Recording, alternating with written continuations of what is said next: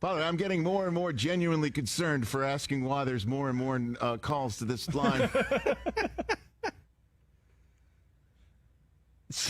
Do you really know the words to that? I think so. Oh, wow.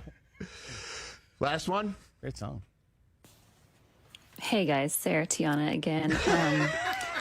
Another fun fact about Chris Brockman is that no matter what we are watching, he decides that is what he wants to do that day. So if we're watching tennis, he wants to go play tennis. If we're watching golf, he wants to go play golf. If we're watching Fixer Upper, he wants to remodel the house. And he's not good at any of that. So that's fun. Oh yeah, if he's watching John Wick, he wants to buy a gun, which is only allowed if we have a spider. All right, Sunday night on TBS. Please vote for Sarah. Oh, God. Cage needs to eat. Fantastic. Oh, that was amazing. Learned a lot about the staff here. I know. Is that it, Don? Are we done? Okay, we're good. I don't know if it's going to work out for the NBA, but just we should send this to Adam Silver and basically say, hey, Adam. I don't know if you want to do that, but very good. So, final poll results over there, Christopher. Final poll results over there. All right, so Patrick Ewing here, based on his anniversary of him being drafted, most unlucky NBA star based on when they played. Patrick Ewing, 47%. Damn Karl straight. Malone, 36%. Well, you know what? They're both standing, had Jordan standing in their way, and I think Ewing should have won that because Karl Malone, if I'm not mistaken, did not get beaten in a national championship game by Michael Jordan in college. Very true. As Patrick Ewing was too. So, there you have that.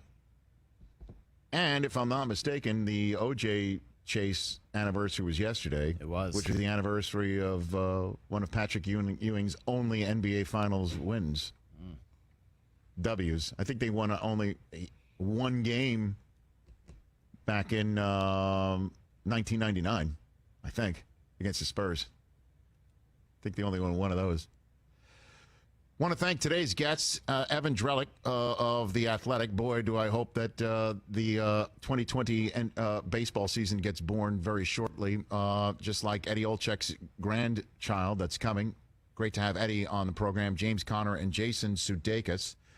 We are off tomorrow on all of our platforms. We're going to tap out for Friday, and we are going to be back on Monday on all of our three platforms on the Rich Eisen Show. In the meantime, check out the Belmont Stakes, Saturday, 2:45 p.m. Eastern Time. We're on NBC. Are you ready? Songs that define the 80s. Let's go! From big stars to big beats. Even big hair. They're all hits, but there can only be one number one. Billboard's Top 500 Songs of the 80s, extended by popular demand. Listen now through June 25th, Channel 32, or listen at home with Amazon Alexa, Google Assistant, or however you stream in the house. Patrick was way behind on his IRS taxes. I was in way over my head, and the total amount ended up being somewhere just over $30,000. $30,000. Then the IRS came to collect. Started getting letter after letter. A lien had been filed against me. They were going to basically hang me completely out to dry. He had to do something. That's when I reached out to Optima Tax Relief. Patrick's life quickly got a lot easier. It was very easy, pretty much hands off. They picked up the ball and ran with it. And how'd it go? I couldn't believe it. I had to ask 2 or 3 times. I saved an incredible amount of money. How does Patrick feel about Optima? Couldn't be happier. They definitely helped me. Optima Tax Relief, the best place to call. They're the best in the business. Do what Patrick did and call Optima Tax Relief for a free consultation. Call 800-725-9935. 800-725-9935. 800-725-9935. Optima Tax Relief. Have you still not refinanced your mortgage? Well, soon you might be kicking yourself in the head. Rates are at historic lows. At the same time, home values have gone up roughly 50% in the last several years. Maybe it's time to put that equity to work by paying off high-rate credit cards, personal loans, or remodel your house. Hi, I'm Wesley Hoagland with Westland Financial. Let us put you in a position to do any of these things with no closing costs. That's right. Nothing's rolled into your loan, whether it's conventional, FHA, or VA. We'll pay your title, settlement, lender, and recording fees. Maybe you just want to lock in a lower rate or refinance out of paying mortgage insurance. All it takes is a 5-minute phone call to see how we can save you thousands of dollars a year. So call Westland at 888-615-3669. It's the biggest no-brainer in the history of mankind. Call us at 888-615-3669. 888-615-3669. That's 888-615-3669. Lennox Financial Mortgage Corp. DBA Westland. NMLS 3304. Not all loans apply. Equal housing lender. June is a very special month. Why? Because we celebrate both dads And grads. Check out SiriusXM.com/gift ideas for gifts that show dads how much they're appreciated. And thoughtful things to celebrate your favorite graduate success. The Dads and Grads Gift Guide is brought to you in part by Cremo. Give your dad or grad the gift of the Barber Grid experience at home with Cremo. Check out SiriusXM.com/gift ideas to learn more. This is the Dan Patrick Show. So you have 3 hotels for 22 teams. How do you navigate the elevators in that place? Where that's supposed to be one of the worst places you could be. Aside from a public restroom, I think elevators are supposed to be one of the worst places. What are you going to go 2 at a time in the elevator with all of those people? You know, that's where the door shuts. Somebody says, "Hold the elevator." And you're like, "No." Dan Patrick. The Dan Patrick Show. Weekdays at 9 a.m. Eastern on SiriusXM Channel 211 and on the SiriusXM app.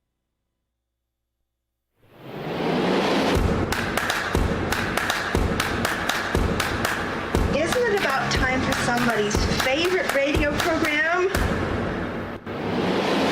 The Tony Bruno Show. The man chosen to save American radio from its horrible future. He didn't invent radio. He just perfected it. Tony Bruno Show with Harry Mays. Parental discretion is advised. The godfather of sports radio. It is a final. Here is Tony Bruno. Tony Bruno.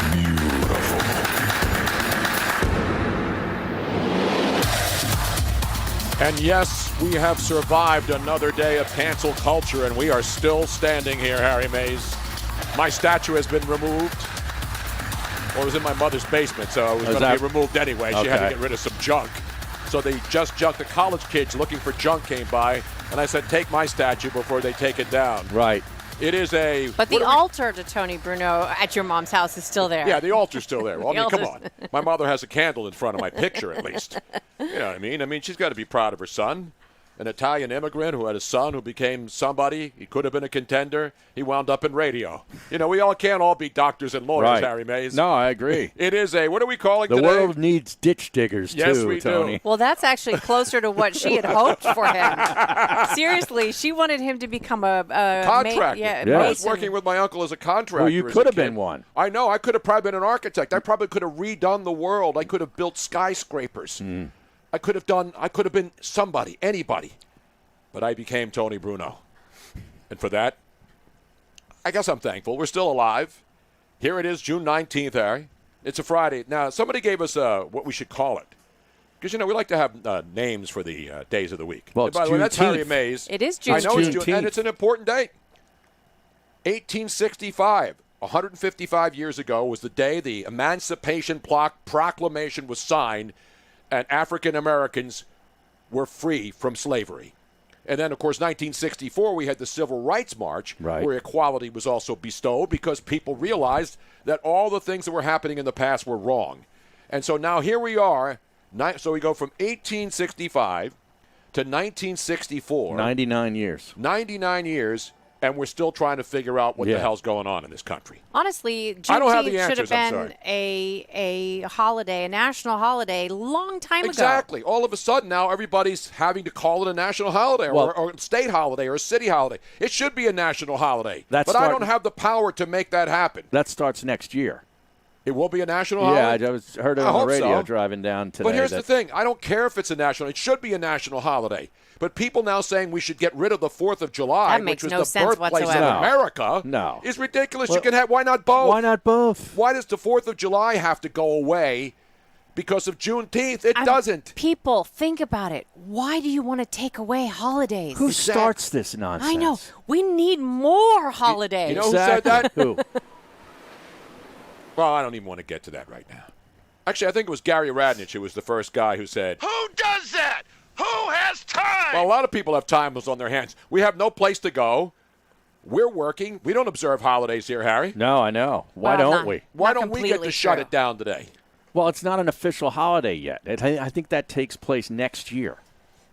Do we have to wait till next year to get a But day we can off? still celebrate it. I'm celebrating it. I respect these great things that happen. Yes. By the way, I think it was Lincoln who was responsible for this. President Yeah. Lincoln. Yet they still want to tear down a statue in some cities. So don't ask me to explain that. Yeah, I can't Don't ask understand me about that. the statues. Tear down whatever the hell you want. Tony Bruno, Yes. logic is out the window. Yeah, it's out the window. Every time I It's try out to use the logic, window. I got people coming after me for trying to look for, like, why? Actually, Lincoln was dead by the time that happened. I know, he but was? he Yeah, was but the he was- president. he in put it charge. in motion. Yeah, exactly. Yeah. He Yeah, was in dead fact, April 15th, Yeah, exactly. 1865. Lincoln was the guy who did it, but it took 6 years later for it to take place. And he was shot partly because of him signing that document. Exactly. That's why you don't go into theaters. That's why I don't go to see musicals in New York. You never know who's going to pop in there, Harry. When somebody says, hey, I got a box for you in a theater, Right. would you like to come up there? I say, hell no. And I always say, Oh, what's in the box? I ain't in the box. Unless I'm at like a hockey game or an NBA game or one of those things. But I ain't going to Right. a box at a theater, Harry. I learned that a long time ago. But anyway, we got a great show coming up today. Baseball, there's still no deal, Harry, but all of a sudden, that coronavirus is rearing its ugly head. Almost as if it was planned.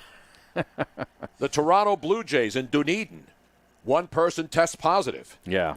The Philadelphia Phillies in Clearwater, Florida, had 5 players, unnamed, of course, because they're not allowed to name the players because of the HIPAA laws. That Blue Jays player is exhibiting symptoms.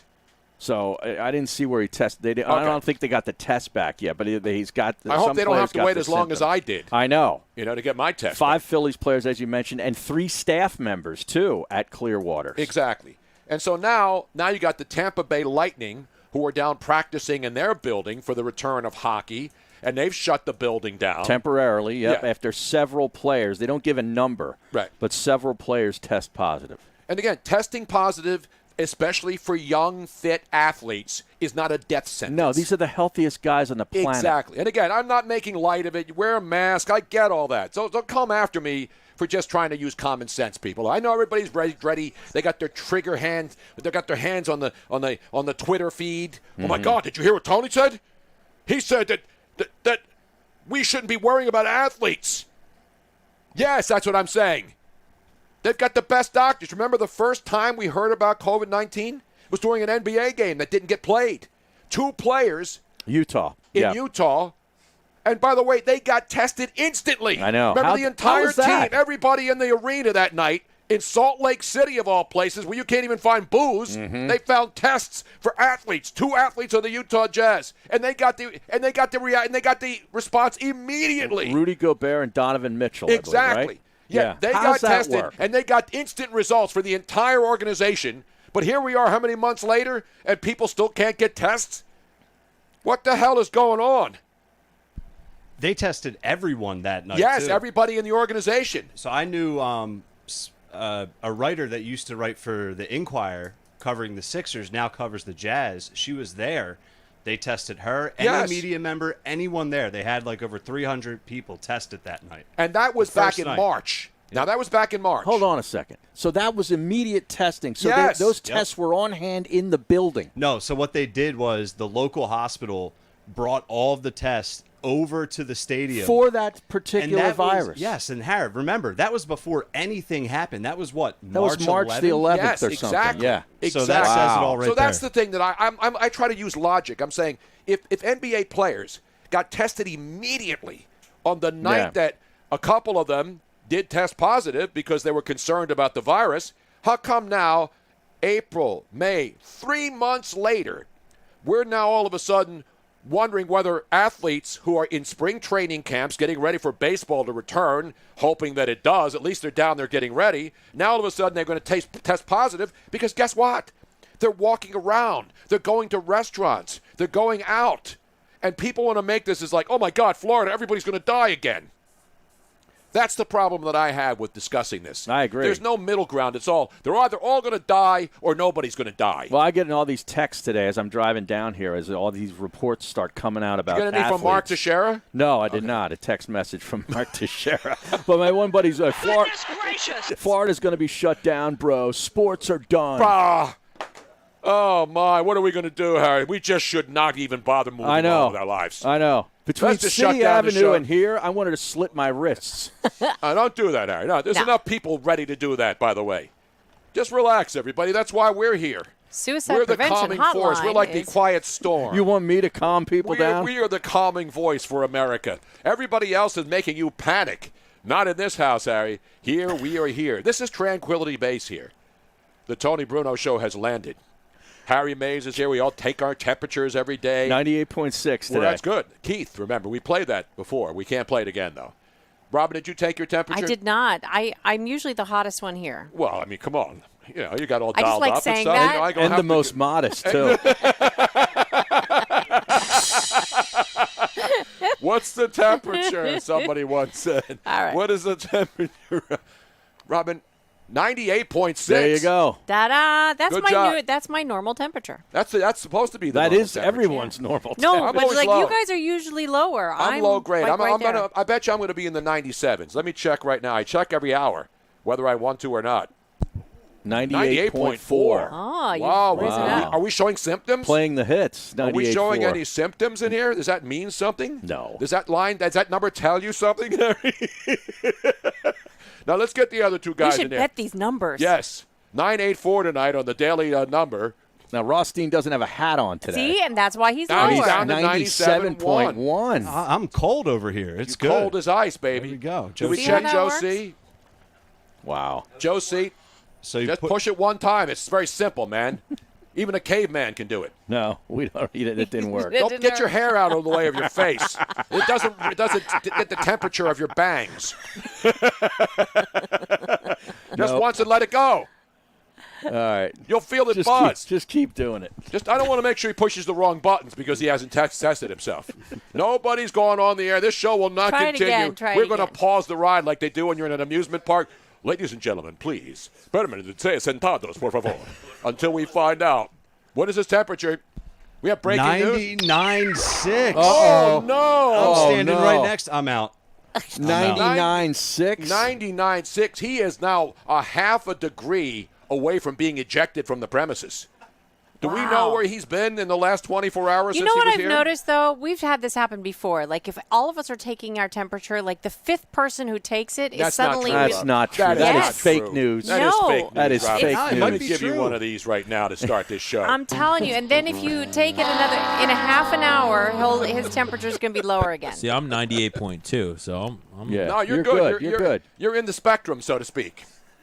Oh, they tore that down a few In the years ago. neighborhood. He's in the neighborhood, like the baseball. Anyway, I don't know what the hell's going on with baseball. I do know that baseball teams are now, forget about worrying about negotiating, Harry. You know what we're worrying about today with baseball teams? The Texas Rangers are now the latest target because they're being put under pressure to change their name, Harry, from the Texas Rangers.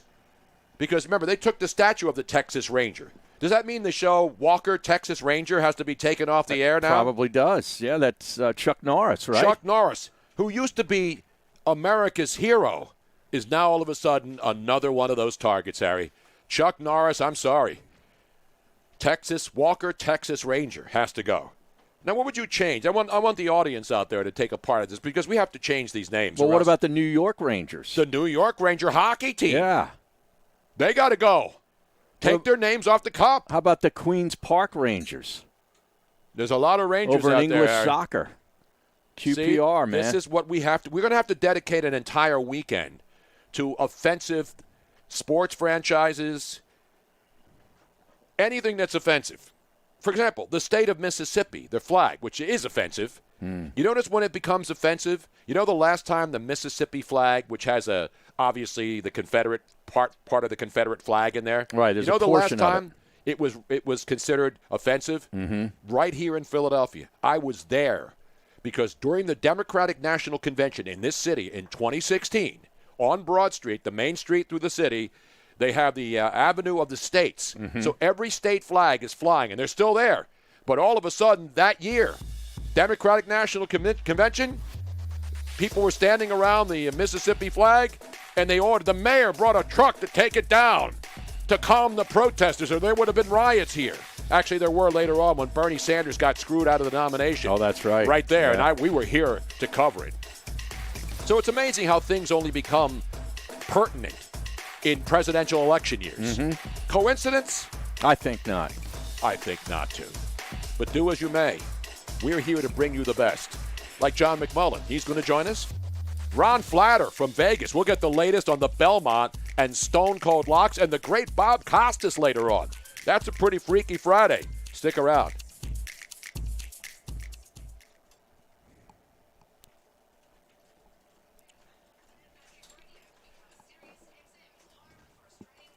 Evidently, Rory dropped an F-bomb on TV. Did he? Oh, beautiful. Is it on live right now? I didn't think it was on, is it? It was probably Did it just go on at 3 o'clock? It was probably on at 3. They should deport him. I told you he was a bad guy. He should not be allowed in our country, Rory McIlroy. Deport him.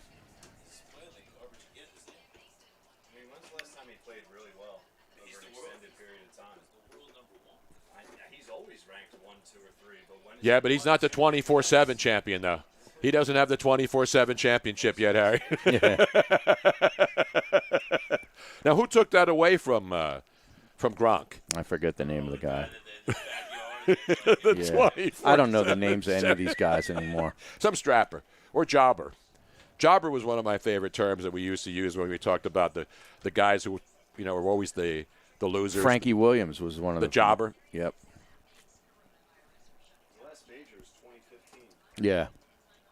Wes Majors? But he won the FedEx Cup, though, last year, I think. Is he really? Yeah. He's not going to know what to do with himself. He's going to drive up to Connecticut immediately and start practicing for next week.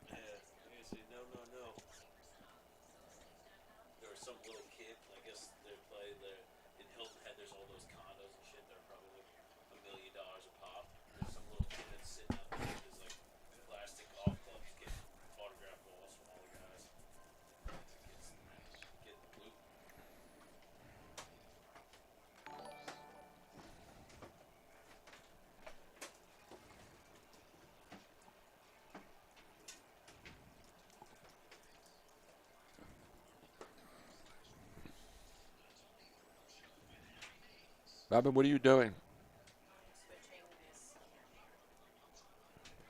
The Babylon Bee has just been hitting it out of the park every hour. You see the latest one? Cracker Jack changed name to more politically correct Caucasian Jack.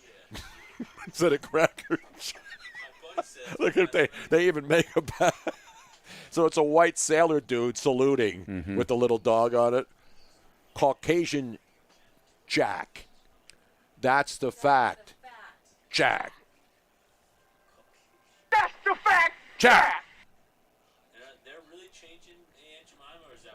No, they really are. But the thing is, it's so funny. It's hard to keep track of it. So now all the parody accounts, people think that's really happening. That's what I'm saying. My buddy said that Caucasian Jack to me last night. I think that's.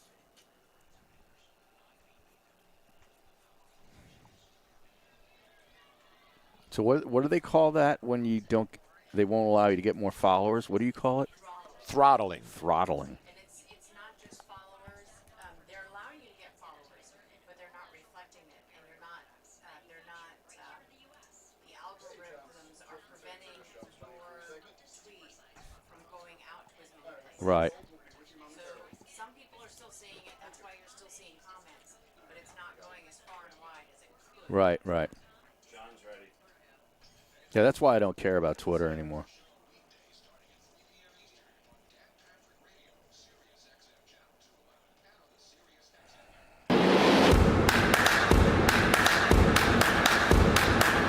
Welcome back to the Tony Bruno Show with Harry Mays on SiriusXM 211. Our good friend Ron Flatter out in Vegas at BSIN saw the rundown that he was ahead of Bob Costas on the rundown of today's show, Harry. And he says, wow, how did I get billed ahead of Bob Costas? I said, well, Bob's not doing the Belmont anymore. I mean, come on. And you're going to give us locks later on. That's right. So Bob Costas will join us later in the show. But in the meantime, a man right now who's out busy in New Jersey looking for lurking statues that may be a threat to him and his family, more so than Governor Murphy, who's been a threat to everybody in the Garden State. He is the great John McMullen, our NFL and NBA insider, who has engaged himself in the biggest debate now going on in the city, Harry. You know what that is? Started by a local talk show host, Nick Foles. Well, no, that's another story. Zach Ertz for Jamal Adams. Do you make the trade, Harry? No. John McMullen? No, absolutely not. Jamal Adams is a great player. I think there's a lot of misunderstanding. First of all, the Jets don't want to trade him, number one. Right. Number two, the Eagles don't want to trade Zach Ertz. He's obviously very close with Carson Wentz. You're not going to make the quarterback very happy, both on and off the field. And then there's the realization that the reason there's an impasse with the Jets to begin with is because Jamal wants a contract extension, and that extension would make him and will make him, whenever it's signed with whatever team, the highest paid safety in the NFL. So if you look at the Eagles and their salary cap situation, they're scheduled to be $50 million over in 2021, and that doesn't even take into account the potential effects of COVID-19. So we don't know if there's going to be fans in the stands. We don't know if there's going to be 16 games. You see what's going on, positive tests all over the place. For the first time in history, the NFL salary cap is probably going to go down. So that $50 million could turn into $70 million. It's not financially feasible for the Eagles at this point. Isn't it funny, John, how whenever a player of any kind of reputation is available, the Eagles are somehow connected in some weird way? And the Eagles. That's what we always joke. Yeah. People that cover this team on it. I mean, and it's easy to do it because Howie Roseman admits he makes calls on everybody.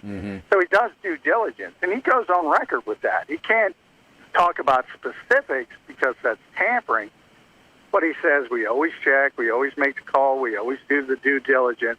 So it's easy to put ...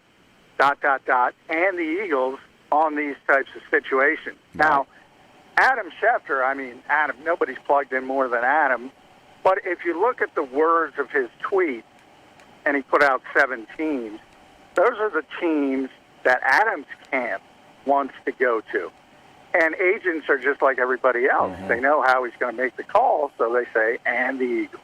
Right. That's how that stuff works. And it's smart. That's smart to do. And then the Eagles fans see the Cowboys in there, and then they go berserk and say, we got to get them. And now, and I love, you know what I love? And this is good sports discussion when there's no sports. Right. Because it's an interesting proposal. But you wouldn't believe, I don't know if you saw the thread. Joe Giglio, who works at WIP, started this whole thing. Oh, jeez. And it's funny because it makes the phones ring. Yeah. And we don't have to talk about statues and everything else for a couple of hours. And so you have all of these, deep-thinking people breaking down yards per catch. And Dallas Goedert has more yards per catch than Zach Ertz. And they got to get rid of. And then they have all the drops. Somebody put all 29 of Zach Ertz's drops on video and broke that down. Is that right? That's how deep this is going, Harry. Wow. Well, the Eagles wanted to extend Zach last season, and he didn't, and he's going to probably grow to regret that for the same reasons we just talked about COVID-19. So next year it might be a different financial landscape. So he wisely bet on himself because nobody could foresee any potential lowering of the NFL salary cap. Nobody could have predicted that. I don't care what anyone says. So it's not necessarily a bad way to go for Zach, but it's going to work out poorly for him. The only issue for Zach Ertz and the Eagles is potentially when you get to the situation where you have to extend Dallas Goedert, and at that time, some of the receivers, whether it's some of the younger receivers, Jalen Reagor, who knows, they have some later round picks, John Hightower, Watkins, maybe J.J. Arcega-Whiteside turns it around. If they turn into players, then you start thinking to yourself, well, we want to play more receivers, so we don't need 2 star tight ends. Mm-hmm. And then you might think about going the cheaper route and trying to trade Zach Ertz at that point. But that's way down the line, Right. and there's a lot of qualifiers in that. You know, enough qualifiers to call me Dr. Fauci. If this happens, yeah, then maybe this happens. But Wait a minute, John. Are you that's saying way that the down Eagles will not play a football season this year because of your concerns and Dr. Fauci making a couple of radio and TV appearances yesterday have really now put a damper on the season and we should shut it down? Are you going that far right now? No, Oh, yeah, I just checked. and that's what I said. And by the way, again, if you read exactly what Dr. Fauci said or listen, he said if, and he said, which is certainly possible when he was talking about a second wave. These are all qualifiers. Everybody already knows this. But if you're going to be honest about this situation, and again, it doesn't have anything to do with, and you can say this about the NBA as well and Major League Baseball as well, they're not giving up that television revenue. And to get that television revenue, they have to provide content. So they are going to kick off a season. Now, I don't know how it's going to work out from there. If things turn drastically dire, anything could happen. But they are going to kick off this season. I don't know what it's going to look like. I don't know how many fans are going to be in the stands or if any fans are in the stands. But they need that television money. Right. And to get that money, they have to provide content. Anybody who doesn't explain that to you is lying to you, and they're going off into a narrative. Well, here's the meat of the quote from Fauci. If there is a second wave, which is certainly a possibility, and which would be complicated by the predictable flu season, football may not happen this year. End quote. Yeah, how many qualifiers are in one sentence? I know. That's more qualifiers than a youth wrestling tournament. Where that's pretty good. Wow. Right there. Wait, Give him a rim shot. Round of applause. Give him a rim shot, too. That ain't a rim shot. That's a good. That's deep. Local college or high school or even, under 100-pound wrestling. What weight class are we talking about here, John? When those things used to happen, everybody who has kids or anything of that nature knows that everybody's allowed in. Right. So there's a lot of qualifiers. And there's a lot of qualifiers in that sentence. And listen, I don't hate Dr. Fauci. The guy's a doctor. The thing that people don't like Now, about you gotta Dr. be Fauci, cautious. the thing he's still a doctor. I mean, there's a lot of doctors. Dr. Joe Biden is a doctor. Joe Biden's wife, but she's not a medical doctor. You can have a doctorate and everything and still be called doctor. Mm-hmm. Dr. Vinny Boombatz was a doctor. That's a Ph.D. Exactly My mother's right. a doctor. Robin's mother has a doctorate. She's Dr. Mom, or whatever her name is. By and large, medical doctors are very cautious. They have a reason to be, mainly for litigation, to be honest. Yep. For those types of purposes. But, there's no issue with it. But, I think because of where we are in the polarization of society, people take quotes and they run. One group runs one way, the other group runs the other way. And nobody actually reads or listens to the actual statement and listens to all those qualifiers. You mean like Harry's friends? You mean like Harry's friends who are all texting him today as he's driving down for the show about there's not going to be baseball because there have been some positive tests down on the Phillies camp in Clearwater and reportedly at the Blue Jays in Dunedin, and now the Tampa Bay Lightning hockey team is practicing. Phillies, They don't have any cases, but they're doing it as a precaution. And now a player on the PGA Tour just tested positive. No! Yes, 5 minutes ago it came out. Yeah. Well, you look at Ezekiel Elliott, who to this point is the most high profile, at least since Von Miller tested positive. He's asymptomatic. I mean, everybody goes, he's not sick, he's not in a bad way.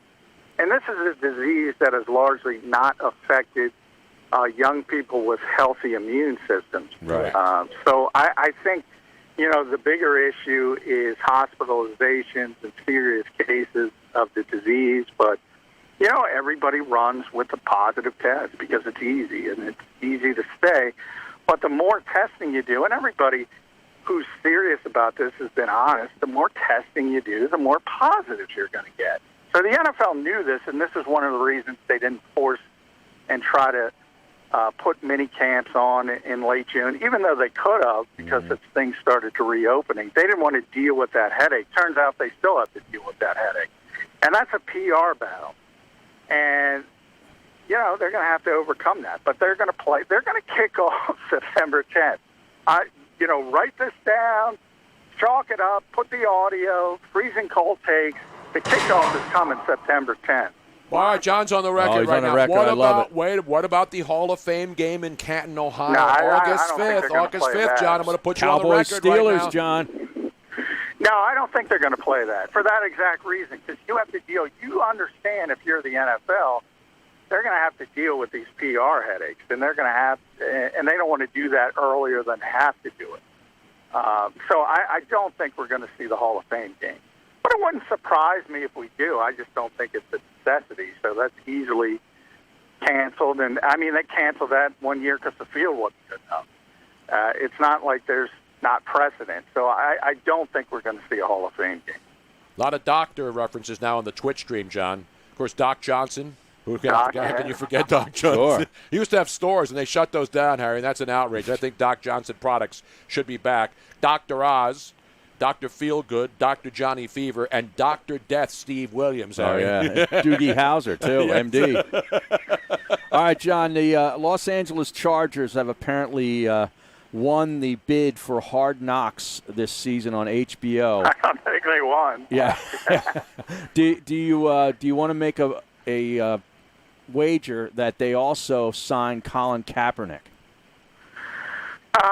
Well, Anthony Lynn said they put him on the workout list, and it probably should have been. I mean, every team should have him on the workout list. I'm not sure how meaningful that is. But, I mean, they drafted quarterback in the first round. I know. They have Tyrod Taylor, who's going to start the season as the starter, presumably. I just don't think there's a fit for him there. And a lot of this has to do, I mean, this is a two-way street. I think people don't understand in a lot of ways, and I've tried to find out 100 times. I can't give you an answer. I don't know what Colin wants or what he wants to play for. Would he accept a backup job? Would he accept a veteran minimum salary? I have no idea. Does he want to compete for a starting job? If he wants to compete for a starting job, you know, he's probably not looking for a situation where they spent a top-tier pick on a quarterback because, you know, it's not going to work out there long term. They've made their decision. Just how long do they get to Justin Herbert? I don't necessarily think that's a fit for him. Will there be a bidding war now for Colin Kaepernick after everybody no longer wanted him just a few short months ago?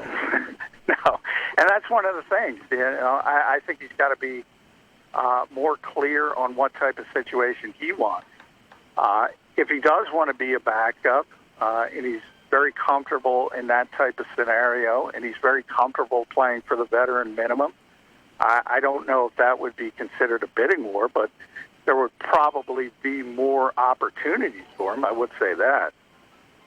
By the way, I have breaking news from Portland, Oregon, one of our favorite cities in America. The George Washington statue in Portland has been toppled and covered in burning U.S. flags. I guess he must have told a lie and chopped down the wrong cherry tree. I mean, that's the only thing I can think of. Yeah, well, I don't know. I'm a big, if you don't learn from history, you're doomed to repeat it. So I don't think it's a good idea to erase history. You put the context on it, do whatever you want to do. But I'm not a big fan of erasing history. I don't think you learn much from that. Well, you don't have to learn anything then. Then it's it's like I always used to say to Cowboy fans.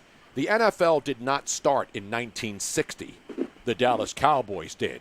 And so they thought as 1960 as year one in the National Football League and wanted to forget about all the NFL championships that occurred before then.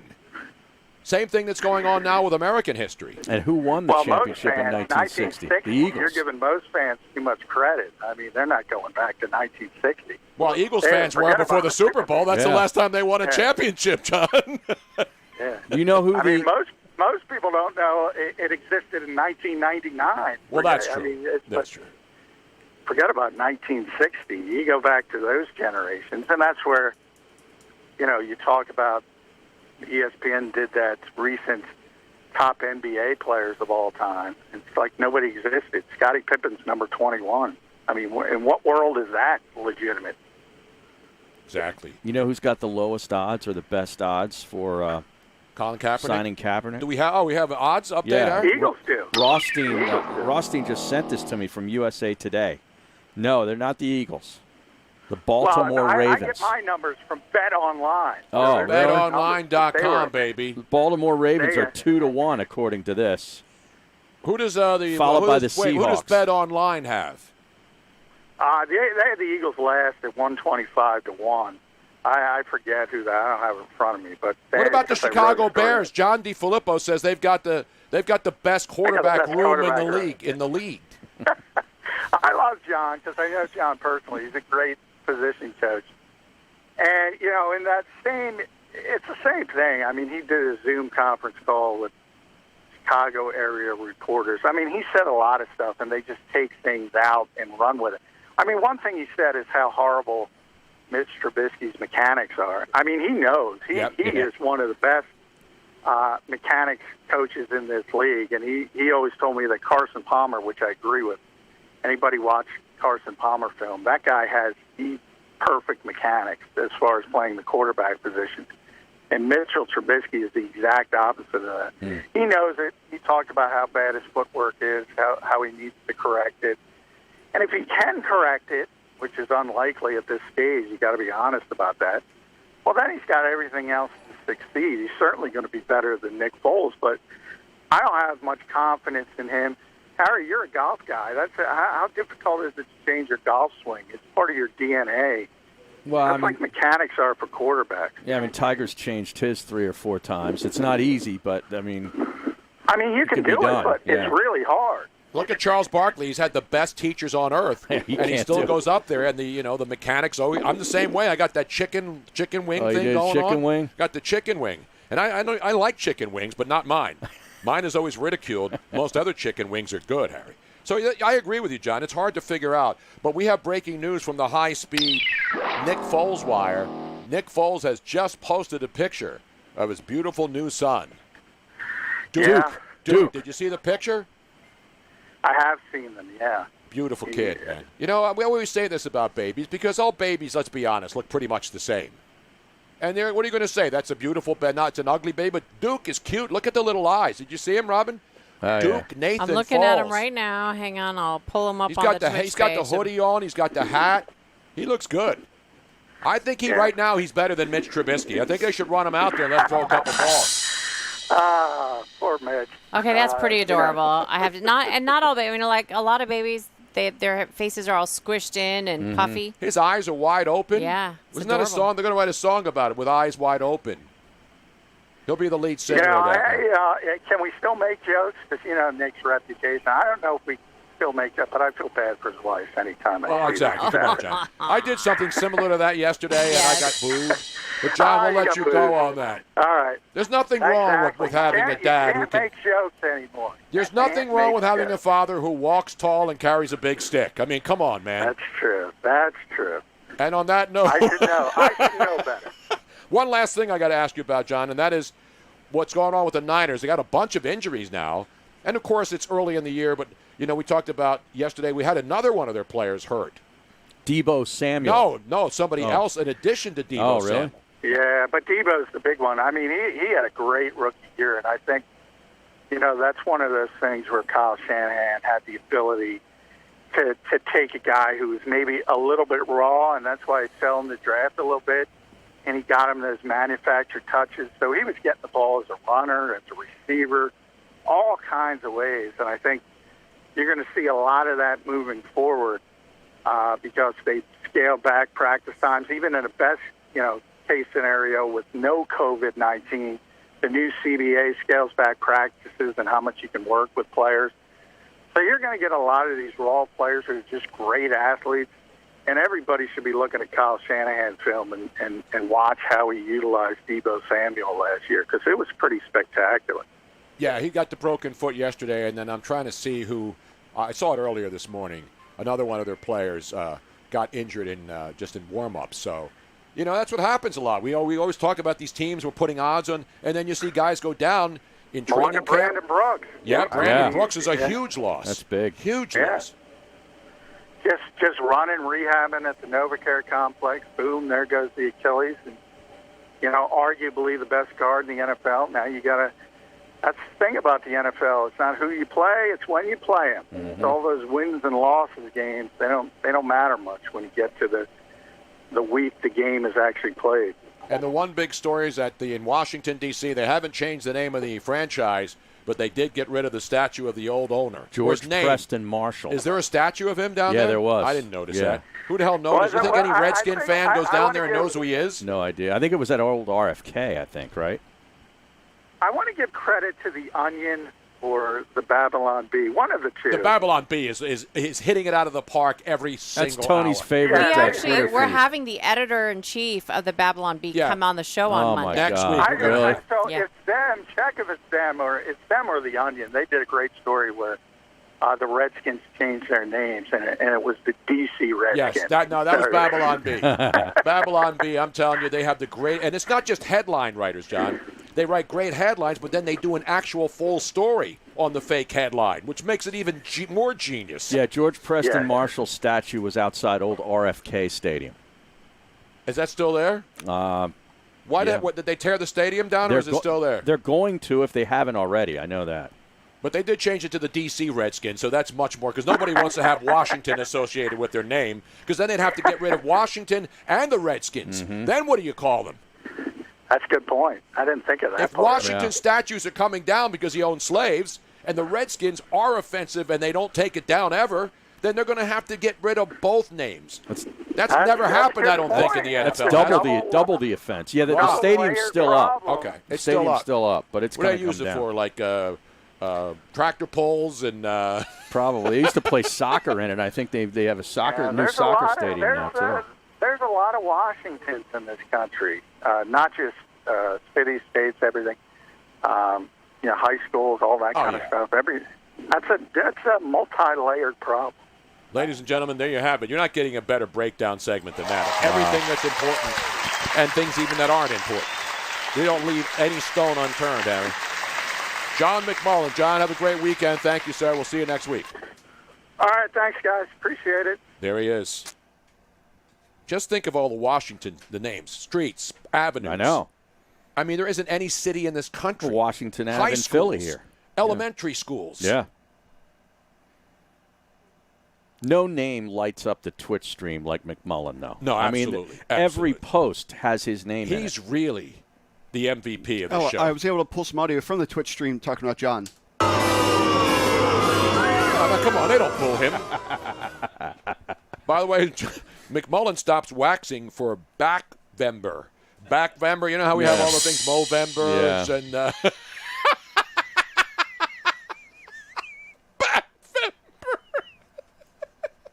McMuffin was named after McMullen. Even McDonald's understands the greatness of John McMullen on this program.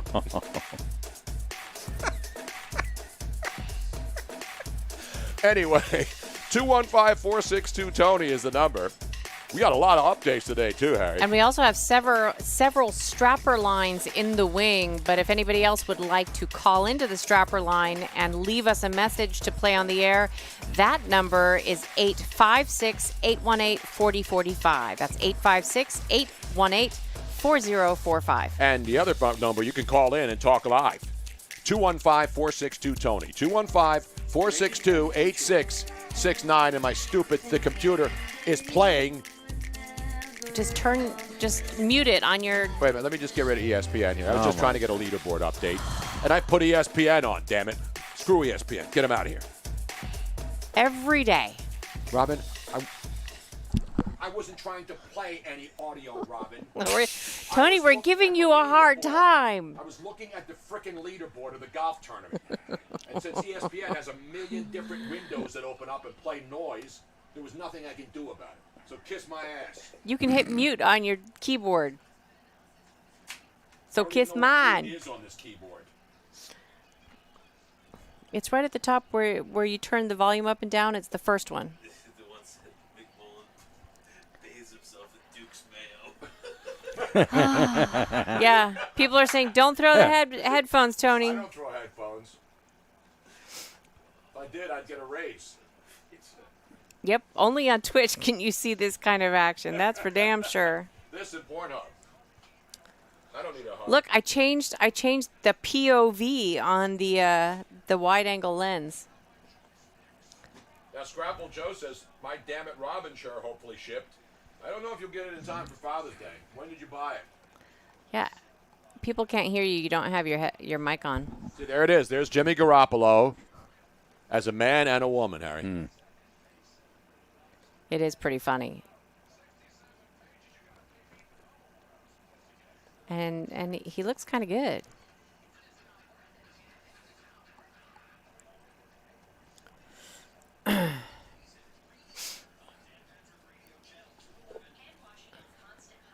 Joy Binoco, does Tony realize his mic is off? Yes. Well, he didn't, but I told him. My mic is off? No, it was. No, it wasn't. I Well, moved he had it lifted up. I know. Yeah, I lifted it up so I wouldn't get spittle all over it. You were yelling? Is today going to be an early drink day? Yes. We haven't had a cocktail all week on the show. I know. No. We didn't do Thirsty Thursday. We didn't. We found no other reason to have alcohol. But today, there is more reason than ever. I got ripped last night. For? At home? Yeah. What do you mean you got ripped? Like, I had a couple. Oh, I thought you meant your wife ripped No. you for See, my wife never rips See, me. I don't think of, when you say ripped, I don't think of getting drunk. Well, I think of Tony's, the kind of ripping that he doesn't do. Not a ripping and a A tearing. couple of trips to the garage, you know. By the way, we have a food drop coming for us on Monday because they heard that we're on keto. Snap Kitchen. Snap Kitchen. If you go on to snapkitchen.com. Snap out of it. And read their menus. Let me know what you want because they're bringing it to us on Monday. Snap Kitchen. What's what are the options? Well, so sample meals. Let's see. I don't want any unidentified meat product in a bowl. It's like the unidentified meat on skewers that you see in New York streets and people buy it. This is the kind of thing that I could see you liking. Naked chicken? No, Romanescu chicken. Oh, Bill Romanowski chicken. What do they got on that? Smooth, rich, and nutty Romesco sauce. Roasted red peppers paired with chicken and vegetables for our own twist on a Spanish It better not be cold, classic. though. No, these are warm. I don't want any damn cold chicken salad shit with mayo in it. Get that crap. They got kale in there, right? Nick Kale in there? Let's see. Is this like healthy shit? This is keto stuff. Well, there's different menus to choose from. I'm choosing from the keto menu. No, they have other stuff, too, I guess. Butter chicken with broccoli. But these all look delicious. Jeff Bruder says he got a buffalo chicken salad from Snap. Not a buffalo soldier salad. That's different. No egg salad sandwiches, no. I think Harry and We I have should tuna get something salad? tuna. No tuna in this house. I'll take tuna. Extra tuna, extra mayo.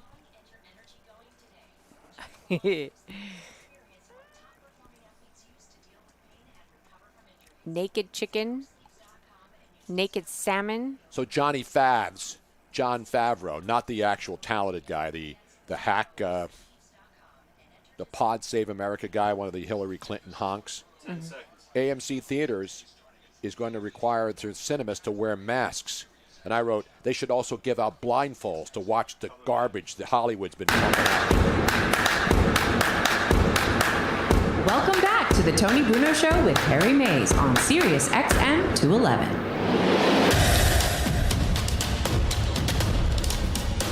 Ah, yes, indeedy, kiddies. No, John McMullen is not the chef at Snap Kitchen. Although we're going to have another food drop on Monday, Harry. Not Snap Out Kitchen. That's where a lot of our listeners live. Snap out of it. Snap out of it. Philadelphia Phil says, Harry Mays eats real food. We want to hear from him. I eat real food, too. I eat steaks and pork and veal. I don't eat veal. No, I don't eat veal either. I eat chicken. I used to eat veal cutlets when I was a kid because that's what you bought. Now you eat chicken cutlets. Mm-hmm. And there's really not much difference. No, it does not taste hardly any difference whatsoever. Exactly right. And it's cheaper. By the way, people that think that keto is really, really, restrictive. It's not when you think about it, as far as flavor, fats. All right, no more keto. I'm getting off of it. I'm going on. Good. I'm going on. What do you call it? The other fast we were on before. What, What's that the called? intermittent fasting? Yeah, where you only eat like between 11 and 7. Right. You fast for like 16 and then after hours 7 of the o'clock day. At night, you don't eat. You eat all your food in like a 1 8-hour period or then something. I can eat during the show, which will be right in the wheelhouse. Right. So I'll be able to eat a lot between 3 and 6 every day. I highly recommend it. Now, Harry's got the tartan thing under his hat I know. today. I've been noticing it every It's time a he lifts his head tailor-made up golf a little bit. hat. I like and it. you got that tartan thing that they're giving out in all these Just jackets. That's why I wore it. Is there a run on tartan jackets right now? Is that material they couldn't sell in my the buddy fabric stores? My buddy works for TaylorMade. Gave me this hat. Harry, just lift your head up like this so people can see. Isn't that cool? I like all that right. a lot. I mean, it's I get one tournament giving away a tartan jacket. Mm-hmm. Why are all these tournaments giving those away? Only 2. And they happen to be back-to-back this year. And what's the because of significance of the tartan jacket? Well, it's a Scottish thing. You know? Duh. Kind of where the game began, you know? Yeah, but why only those 2 tournaments? I don't know. I'm You're just asking questions. really weird questions, No, I'm asking man. questions that need answers. I want answers. There are no answers. Of course there's Who answers. cares There have about to the be. answers? You know what? They are questions, but they don't need Exactly. to be answered. Nobody cares. Nobody cares. Steve Mitch 88 says on the Twitch stream, my wife has been intermittent fasting in the bedroom for years. Yeah, the 8 hours we spend in the bed, she fasts. Damn it. Let's go to a strapper line. Do we have a strapper line call all queued up and ready to go? And by the way, speaking of golf, Harry has a golf impossibility update. It's local, too. And it here. happened Yeah. right here. So Yeah. does it count if it happens in the Philadelphia area? Oh, yeah, this is not fake news. Harry sent this to the Golf Channel. Yeah, they're going to put it on this weekend, actually. Is there tape of it? No, I sent the tweet with the photo of the guy and the Okay, do story. you know the guy now? Is he one of your buddies? I don't know him, but guys at my club do know him. But he's just a regular guy. He's not a pro? No, regular guy. Regular guy, and made 2 holes in 1 on the same round at the same course. Right, I didn't know we were doing the update. No, but we'll get into it a little bit later. I wanted to set it up for the strapper line. Set it up. You just gave it away. No, I We didn't. might as well do it. We've got to give all the details, Harry, on the odds and everything else of that happening. I'm going to turn it over to you when we go to our golf We're segment. doing half the story now, It's a and then tease. people will forget about it, and then we'll do It's a- half the story it's a later. tease. I didn't mention the holes. I didn't mention where it was. I didn't mention the odds of doing it. Come on, Harry. This is What's the called matter with you, man? ADD Friday with Tony. You didn't bury the lead, that's for sure.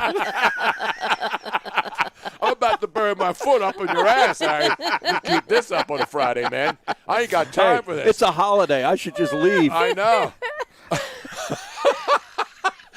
Let's go to the strapper line and see who's called in with some. And we got to get an update also today on the smack off. The winner. We need to know what happened to the smack off. It's over, right? Yes. We'll get an update on that, but don't give me the update now. No. I don't want anybody We to don't know. want to give it away. Let's go to the strapper line, Josie. This is a preview of the 152nd Belmont Stakes. And down the stretch they come. It's onion starting to pull away. Chewing gum is sticking to the barrel. Tomatoes on the catch-up. Bananas trying to slip in. Colonel's trying to squeeze bag. And in the rear, it's Robin Loves Tony. And back to the pack. It's going to be a photo finish. It's onion. It's tomato. It's banana. It's tomato. And it's cabbage by a head. Oh, humanity. That was actually pretty good. That's not bad. Because I heard a lot of those, and they're really filthy. You know, they show the actual tape of a race. Yes. And then somebody does a fake play-by-play over it, and there's all these sexual innuendo in it, and those are brilliant. But that's brilliant for a guy who just called in and mixed up some tomatoes, some onions. Bananas. Cabbages, bananas. It was good. And there's no mayo in there, at least. You remember there was one about a month or maybe 2 ago when we first started the show. Yes. Where all the horses were sort of virus-related. Exactly. Remember that Yes, one? yes, I think yes. even Dr. Fauci was a horse in that race. and that Yes, was he pretty was. funny. Yeah. And they came up lame down the stretch when we really needed him most. He pulled up lame and finished dead last. Meanwhile, now let's finish the golf story since we have time. I wanted to hold it over until the strapper line. Ron Flatter, by the way, will join us next hour from Vegas with the very latest on the Belmont Stakes. You want horse talk? You want horsing around? You want horseplay? Well, no horseplay because that's too rough and then we'll be banned. But we have all the action for the 152nd running tomorrow, Harry. Are you going to get down with this? Yeah, absolutely. We got to get down. We got to get up first to get down. Now let's go to the golf line and your correspondent, a man who follows this game religiously, almost to the point of sickening.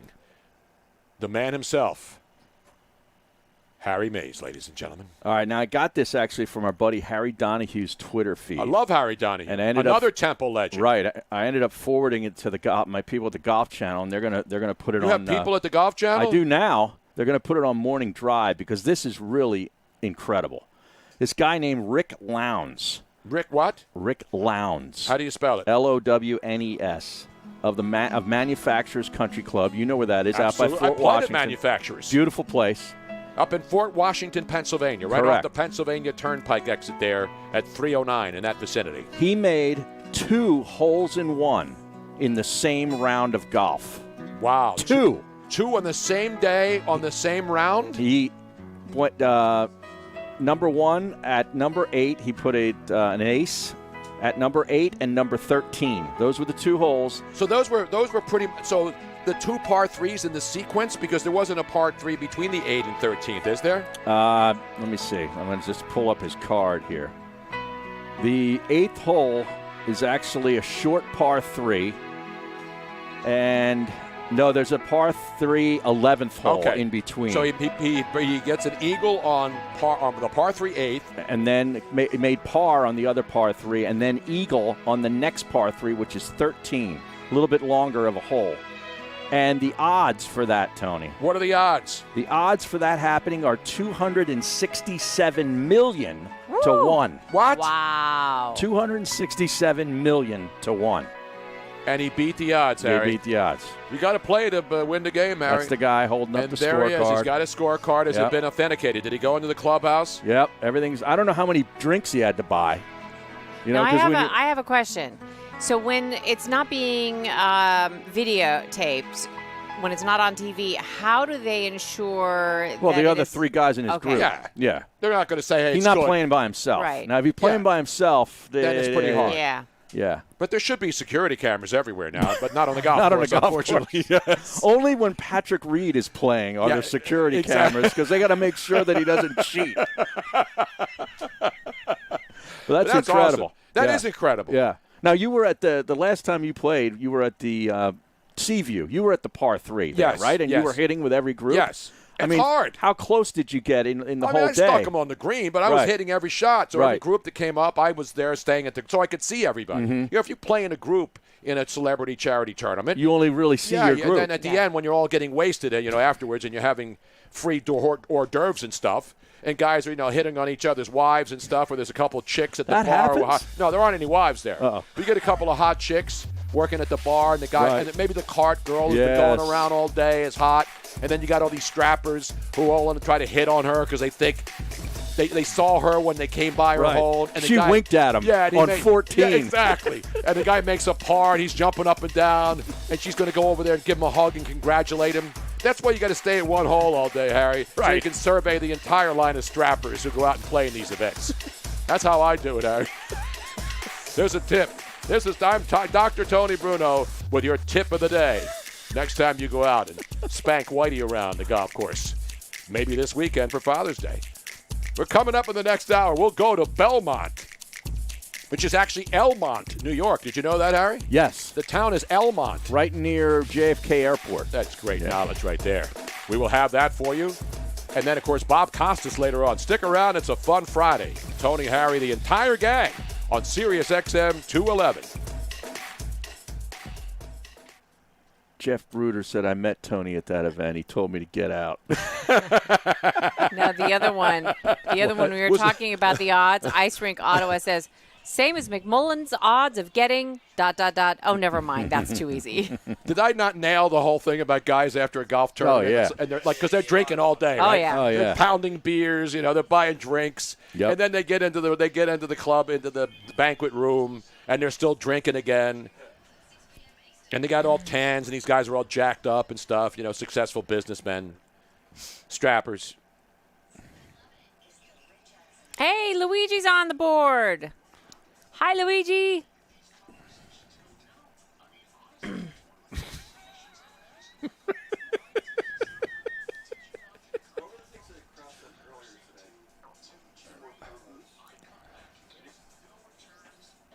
Oh, yeah, the cart girl wants me so bad. Yeah, I know.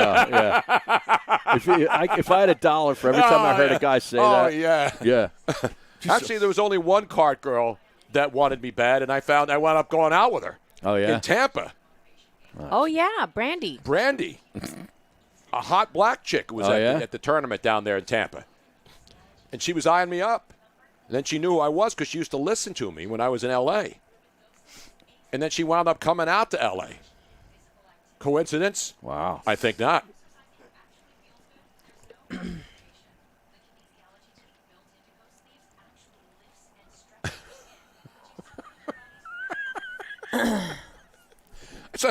I said hi to Luigi. He was in here. He came here a couple hours ago. I don't say hi to Luigi. I gave him a hug. He came down here earlier. You're not supposed to do that. I don't give a shit. And then he left before I could give him a hug, the bum. He's doing intermittent fasting, he told me. He looks great. Is he doing intermittent? Oh. Where's the card that he gave you? I didn't even get to see it. It's right here. It says, this is my birthday card that he wanted to bring last weekend. He says, it's your birthday, hip, hip, replacement. You get it? Ba-dum-bum. It's your birthday, hip, hip, Yeah, replacement. It's pretty good. Not yet. It's pretty funny. So he wrote, happy birthday, Tony. I know I'm not your son, but I sure do love you like a father. How about that? And we love him like a son. Yep. He's not one of my friends that turned his back on me. He's not one of those scumbags who is using idiotic Twitter stuff to determine whether or not you want to remain a friend after 40-plus years of friendship, Harry. Yeah. That is bullshit. Yep. I'm not really surprised.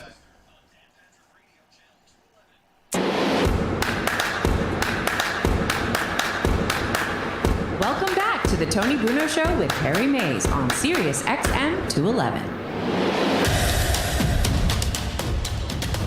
The party never ends here on the show. On the air, during the breaks. There's nothing hidden here. There's nobody behind the curtain. This isn't like the Wizard of Oz where there's somebody pulling the strings in the back room and it's this big booming voice and then you find out it's just a weasel. Well, we have weasels here anyway, but I'm talking about the good thing about doing this show, Harry, is the Twitch stream on twitch.tv, Tony Bruno Show. Mm-hmm. While we're on the air live, people can see us. During the break, we don't turn the mics off. So when I yell at Robin or Harry or Ryan, I don't yell at Conlon much because he's giving me betting information. Joe C. every once in a while. I don't believe I've yelled at Joe. I don't believe I've yelled at Joe C. one time. No, on this he's program. a smart man. He's very quiet. He's a quiet guy. Not quiet Ryan, and he knows his music. I go to him for music knowledge. I'll tell you what we need to do with Joe C., though. He needs another temperature check. Oh, yes. Because this is hour number 2 of the program. Yes. And it's a half hour later. Let's do him first. He was 99. Yeah, what was he 99.6 He was getting close to triple digits, Harry. And triple digits means we shut down the show and go start drinking. We'll pick up a safe spot. No, he's at 100 degrees. He's at 100. Let me pull that up so people know. Now Did you look at Harry's like ducking onto the counter.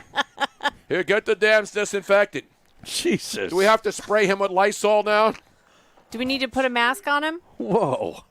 100 now. Are you feeling I need a doctor. okay, I need an epidemiologist. You feeling all right? Yeah, I'm feeling okay. He's asymptomatic. That's why. Is he asymptomatic? Yeah, that's it. He's 100 degrees, ladies and gentlemen. Brian Rossi's like, and I'm standing next to him. Wow. Great. That's it. We're all going to get the Rona. I'm the only one who's compromised here. Yeah. My immune system isn't because I'm in pretty good health.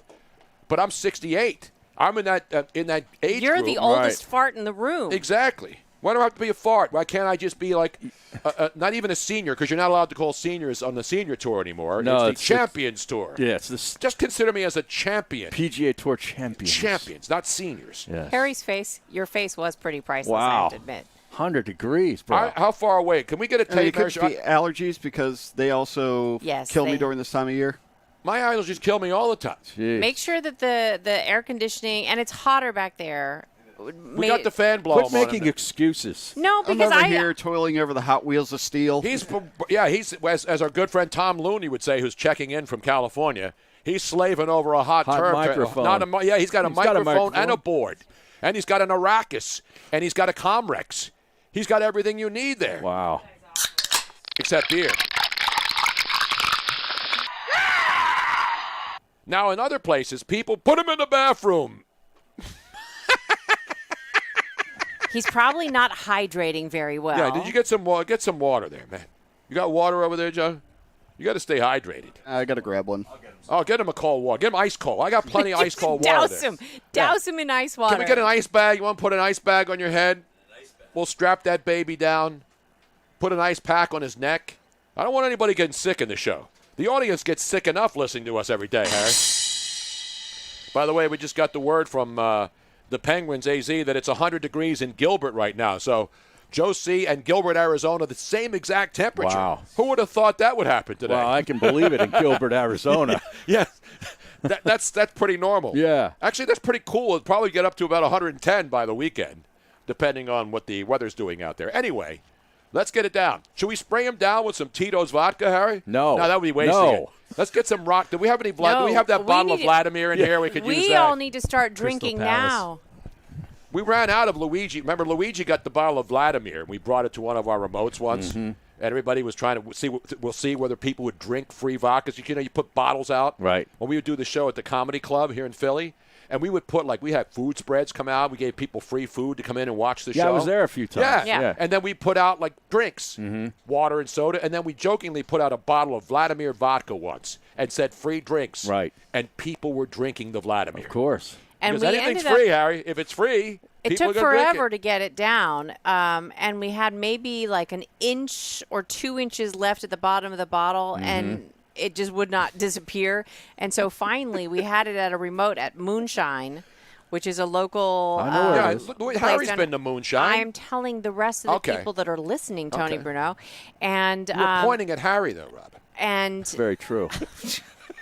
I noticed that too, Tony. I'm with you. I'm observant. And we signed the bottle, and they put it up on behind the bar. Yes. Oh, yeah? So I don't know if it's still there. It's been torn down like the statues of Columbus in South Philly. Everything in South Philly that's standing has to be torn down, Harry. Vladimir and Popov. I remember that back in the day. Popov, and then there's the other one. And they're all in plastic bottles. You know it's garbage when it's in a plastic can. What, like Bankers Club? Bankers Club. Yes. What's the other? There's another one. Luigi is confirming that it is signed. White Tavern. Crown Suisse is another one. It sounds interesting. Crown Suisse. Suisse. I think there's one called Barnett's, too. Barnett's is old school. Barnett's is old school. Luigi's confirming that it is signed and sitting at Moonshine proudly displayed. Exactly. Is it still there? Yeah. We got to do another remote there soon. You know what I'm saying? Anyway, let's get down to the business, Harry. We already told you. We just gave you the update on the $267 million to 1. That's like the odds of me winning a scratch-off, I think. The odds of hitting 2 holes in one round, just the same as buying a scratch-off. Although I got a $20 ticket in New Jersey, a scratch-off a couple of weeks ago. Well, you haven't scratched it off. I scratched it off last you night. Did. I won 2 free tickets, Harry. 2 free tickets. To where? Not to Paradise, so I get 2 more tickets with $20 to win $1 million. All right, that's not a pretty so bad. good deal right there. That's not so bad. I feel like a winner now. Yeah. And I want winners. Anyway, let's get it back to what's going on in baseball. Baseball, nothing new to report on as far as this is nothing happening. Nothing today. happening. Did today. they just take the weekend off? Probably. They worked so hard, Tony, all week. I mean, a 4-day week is all they can handle. Well, me too, but I have to make it 5, Harry. 5 players in Clearwater, Florida at the Phillies training camp have tested positive for COVID, as well as 3 staff members. This is according to Jim Salisbury, NBC Sports Philly, great local guy who covers the team. Technically the beat writer of all beat writers in Philly, right? Is he not the most plugged-in guy in this city? No doubt about it. He's been covering the Phillies for a long time, man. Great guy, too. Absolutely. Tremendous guy. And then, meanwhile, in Dunedin, nearby, in that Florida area where most of the spring trainings are, back in February, when the last time they were in action down there, they, too, have had at least one person with symptoms. And so now you know what that means. Everybody's going to panic now. Oh, yeah. The Tampa Bay Lightning are skating down there in their practice facility, and they've shut it down for the day. They don't have any reported cases. Listen, I have no problem with people preventative action. When Robin and I fly in the wintertime, even long before this, we always do the necessary things. You get on an airplane, you know there's going to be babies crying and people coughing and sneezing behind you. Some strapper who's coughing and sneezing with a tuna fish sandwich behind you, which is even worse. Well, you got sick one time there was a mother and son. Son couldn't have been more than 9 or 10 years old, sitting right behind us. And throughout the entire flight from California to Tampa, I think we were flying to, we could hear her saying, "Don't worry, sweetie. I know you feel really, really bad. Don't worry. We'll get you to the doctor as soon as we get home." And you know it. You're stuck in a tube. You're like, and I know I'm going to get sick. Right. And I got sick, guaranteed. Oh, he was sicker than a dog. And you know you're going to get sick because there's even if you wore you're trapped in there. With recirculated air. Exactly right, Harry. Yeah. But you got to do it when you have to travel. Yeah. And you travel, especially during the winter, because you're wearing coats and then you have to take them off and put them through the machine. And then everybody's sick on the airplane. It's funny, nobody worries about that when they're flying around and getting sick every year. And the interesting thing is, we went to Miami, we flew, all the people we were around. First time I've come back from a Super Bowl and didn't get sick. I flew 3 times that month. And you didn't get sick, right? I didn't get sick. And I always get sick after the Super Bowl because you're grinding like 20 hours a day, so your resistance goes down. Your immune system's a little compromised. Exactly. And or so you get sick before Super Bowl. That was when we went to Houston. You had No, but I always get pneumonia. sick afterwards because I get worn out. I even lose my voice a little bit. So we come back from the Super Bowl. I don't get sick in the worst flu season in a long, long time, and I don't get it, and I don't get flu shots. Then we go to New York when the COVID thing was breaking out. We're walking around, hanging out, shaking hands, Pat McAfee, everybody's there. I come home, we don't get sick. Maybe I'm invincible. Maybe I'm impenetrable.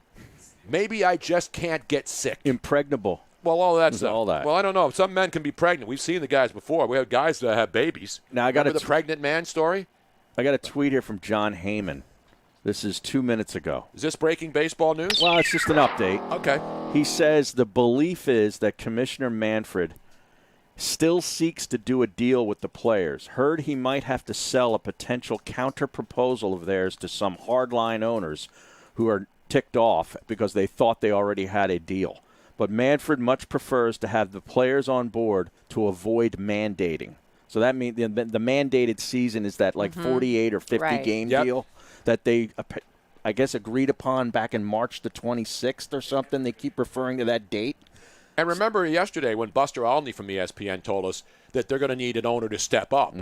But you got, again, we have the other owners who don't want baseball. So you got owners who say, I don't give a damn, let's not play. Right. And then you got a couple of owners who say, hey, where's the deal here? Let's get this going, because they are the ones who have the big TV contracts, locally especially. Right. Because a lot of these local teams have crappy baseball contracts. They're not making any money, and there's not going to be fans in the stands. Right. But then you got the big market teams who not only get the revenue from the national pot and the postseason pot, they get it from their local franchises. The radio contracts and the local TV contracts in a lot of cities are worth a lot of money to these franchises. So obviously the ones who don't make any money, who don't get fans in the stands, and basically can't even give away their radio rights, like the Oakland A's. Right. The Oakland A's didn't have a radio station last year. That's right.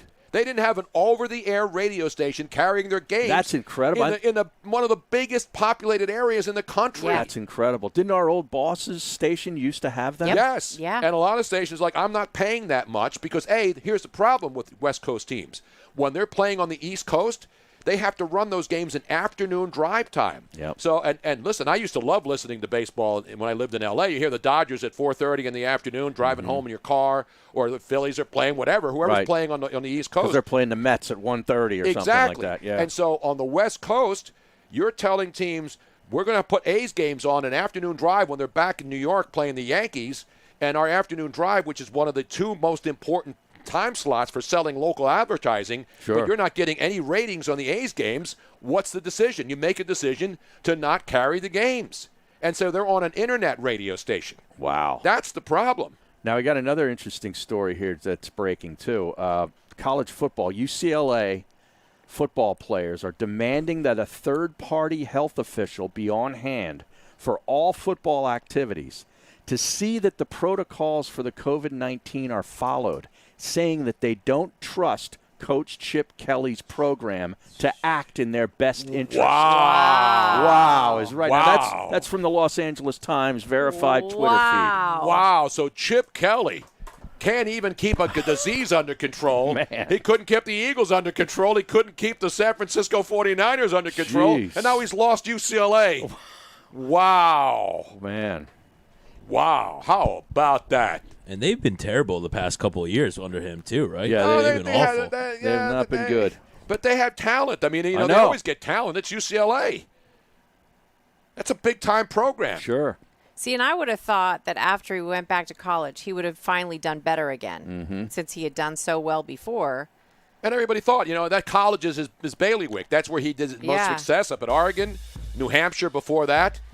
And now, how about that, Harry? Is it time for Chip to go? Is he being canceled? Sounds like it.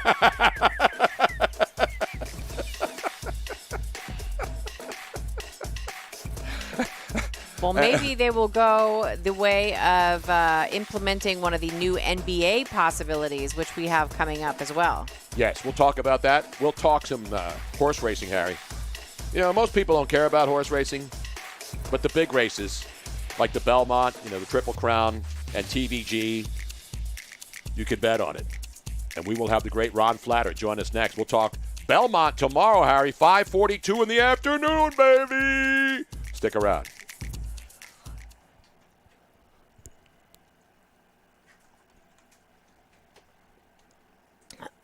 Chip Kelly handing out COVID smoothies. Yum. Well, no, actually, smoothies with a lot of vitamin C in it would do good. Exactly. I should hand everybody out vitamin C. I should go upstairs and get some. We can play a little vitamin C, too, doing a medley of her hit. But she had 2 hit songs. We've already discussed this, right? She had a graduation song. You know what I should make? Right. I should make a vodka drink with the emergency in it. Wouldn't that actually taste kind of good? Is there sugar in it, though? Yeah, it is. But not a lot. Why? Why do they need to put sugar in emergency? At Wagner, Brian says, 3 times in a month, I sometimes fly 5 flights a day. Exactly. So I'm going to go, oh, good for you. I'm not saying that people have to fly, but, we don't fly as much as we used to. When I lived in L.A., I used to fly I hardly every ever week. fly. Every week I would fly. Sometimes 3 or 4 flights a week. Yep. I love flying. I actually Philly love. guy. I love flying. It's funny seeing people that are afraid to fly because I've never ever been afraid on an airplane. Well, no, I take that back.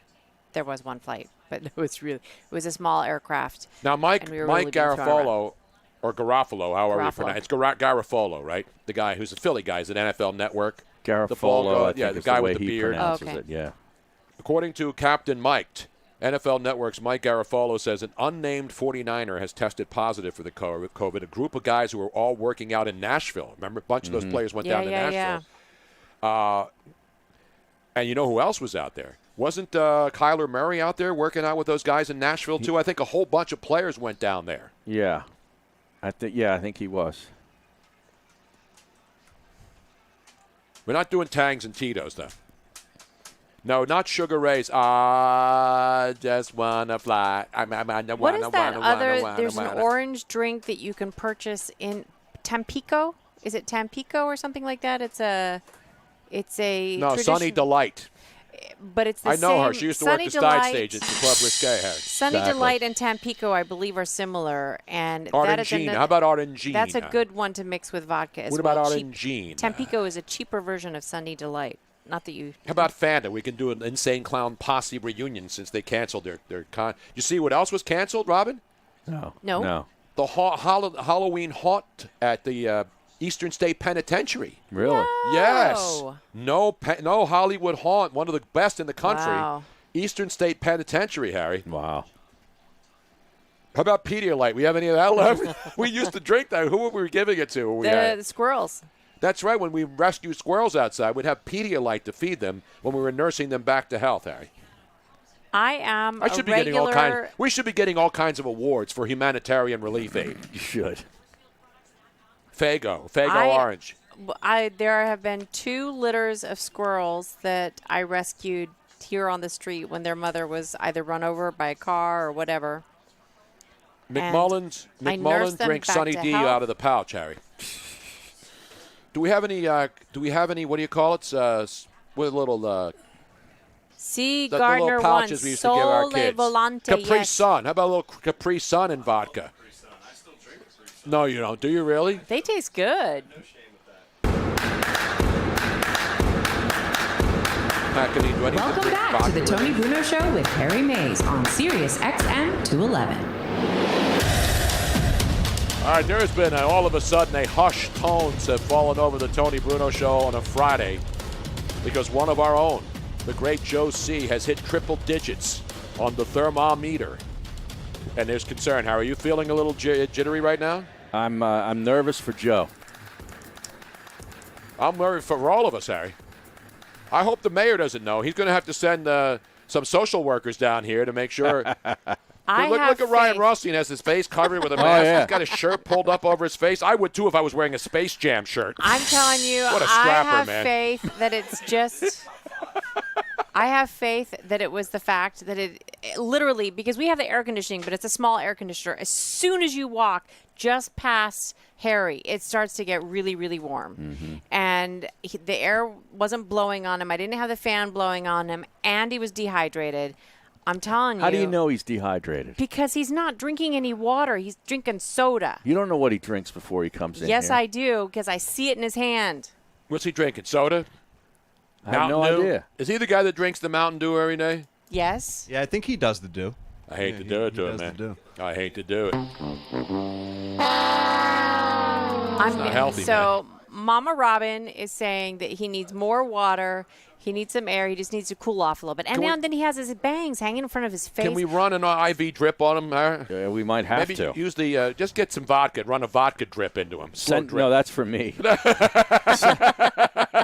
Can't we send him over across the street to where you went to get your test? Isn't it right across No, the they only do it early in the morning. Oh, really? Yeah. Yeah, they don't let Also, anybody. so I could get the results back in 3 in a weeks. week. Yeah, that's yeah, true. exactly. Good point. Exactly. Meanwhile, let's go out to Vegas, where I'm sure it's triple digits out there, and they're probably going to shut it down again soon.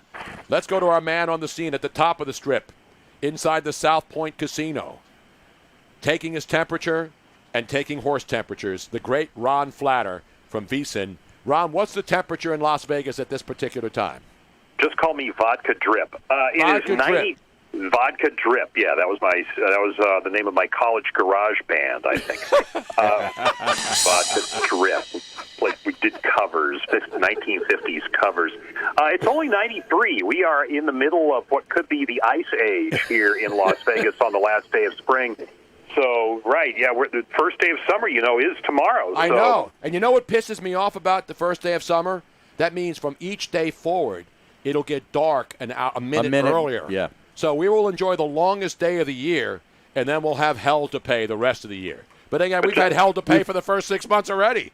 Yeah, well, you could just dive into the cocktails that much sooner when it gets to be darker sooner. You know what I'm saying? I like this guy. I like this guy, too, especially since he knows. He's got his podcast up. I know. He's got selections on there. Have you ironed it all down now? Because by now, everybody knows the field of 10. Everybody knows the favorites. Everybody knows, what's going on. 'Tis the Law.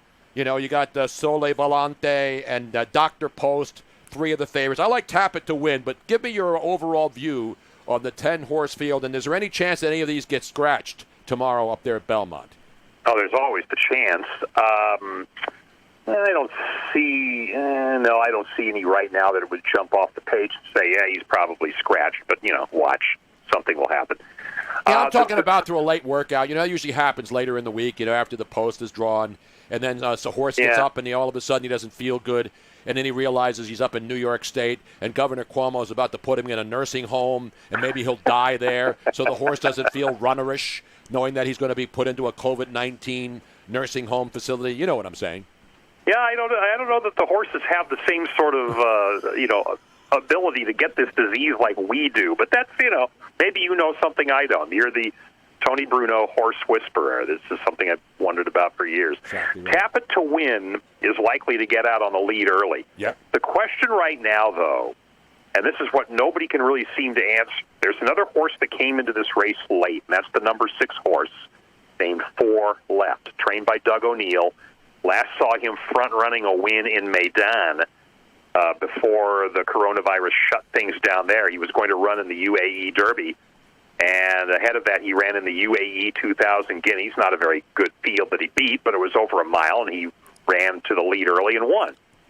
So if he goes out to the lead early and challenges Tappet to win early, then you could get a speed duel that could burn out, and that could set up a closer like Sole Volante. Yeah, I saw the Sole Volante at the Gulfstream June 10th. I mean, you talk about a horse looking like it was shot out of a rocket down the stretch, man. It was incredible. Yeah, he was, and that was no small race. It's one of these races you're going to see in the form where it looks like it was like, it's just an allowance race. Well, a lot of horses just needed races, and so you had Ete Indienne and Chivalry in that race. That was a good race. That could have been a Grade 3 race any other day. So anyway, so that was the case there. But that was only last week. So that's one of the things you're looking at against Sole Volante. Is he really going to be able to come back after only 10 days off? So the pace of the race is going to be the big question. Will Tappet to win be alone on the lead, or will he have 4 left right there in tow? If it's an easy pace, look, whatever the pace is, Tiz the Law can chase it and beat it at the end of the race. He's shown the ability to do that. He has 2 Grade 1 wins, and the rest of the field has as many Grade 1 wins as you and I do, Bruno. And listen, I've been tapping it to win a long time. I mean, many decades. So that's actually true, yes, and the stories have been told over the years. I don't lie on this show. This is not about the embellishment. It's an open book, this show. It really is. Yes, but Tony, Tappet to win's originally. Are you? I try to tap it whether I win or lose. You know what I'm saying? I tap Mac back when we used to have Mac machines. You know what I mean? I tap a keg of lager every once in a while. Tappet's a good name. I like it. Tappet to win. What are you going to have? Tappet to lose? Yeah. Well, his daddy's named Tappet. Pretty good sire. Yeah. So there you go. Exactly. The horse I'm looking at to maybe come in out of the clouds is Modernist. I knew it. Harry knew it. That was my horse. Is that why? That's my one. Okay. Yeah, There's like only that. 10 horses. You just do wheels, Harry. You got to do some wheels. I know, but I mean, you look for a little value here. Absolutely, and that's what I'm looking for. And this horse has been written off because the thought is he's just not a fast enough horse. Well, might not need to be fast, depending on the pace out front. He might get first run on the early leaders coming into the stretch. He's got Bill Mott training him. Now, Mott normally doesn't put a horse in a race unless he thinks he can win it. The general thought was he was looking for this horse to be in the Ohio Derby next week, but he pulls off this 59 and 1/5 second workout at Belmont Park earlier in the week, and it was like, well, I might as well throw him into the Belmont.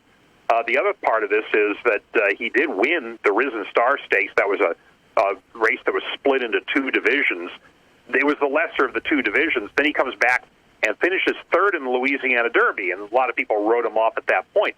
But he had a horrible draw in the Louisiana Derby. He was hung out wide the whole race and finished 3rd. Now, was the track souped up that day to kind of favor horses like him, and was it the same thing the month before? That's the big question. But he's got Junior Alvarado, who's a very good jockey. And, look, I think this thing can set up to where he can at least hit the board. And if you have him paired with Tiz the Law and an Exacta, I think you could make some hay there. And if he goes and upsets, wins in an upset, then all the better. Yeah, that was the one that I was going to put in there with Tiz the Law for an Exactor, kind of a late developing horse. Can you give us the reason? I know there's reasoning behind the order of these races now. They're going Belmont, and then they're going Kentucky Derby, and then Preakness. There's a reason behind that, right?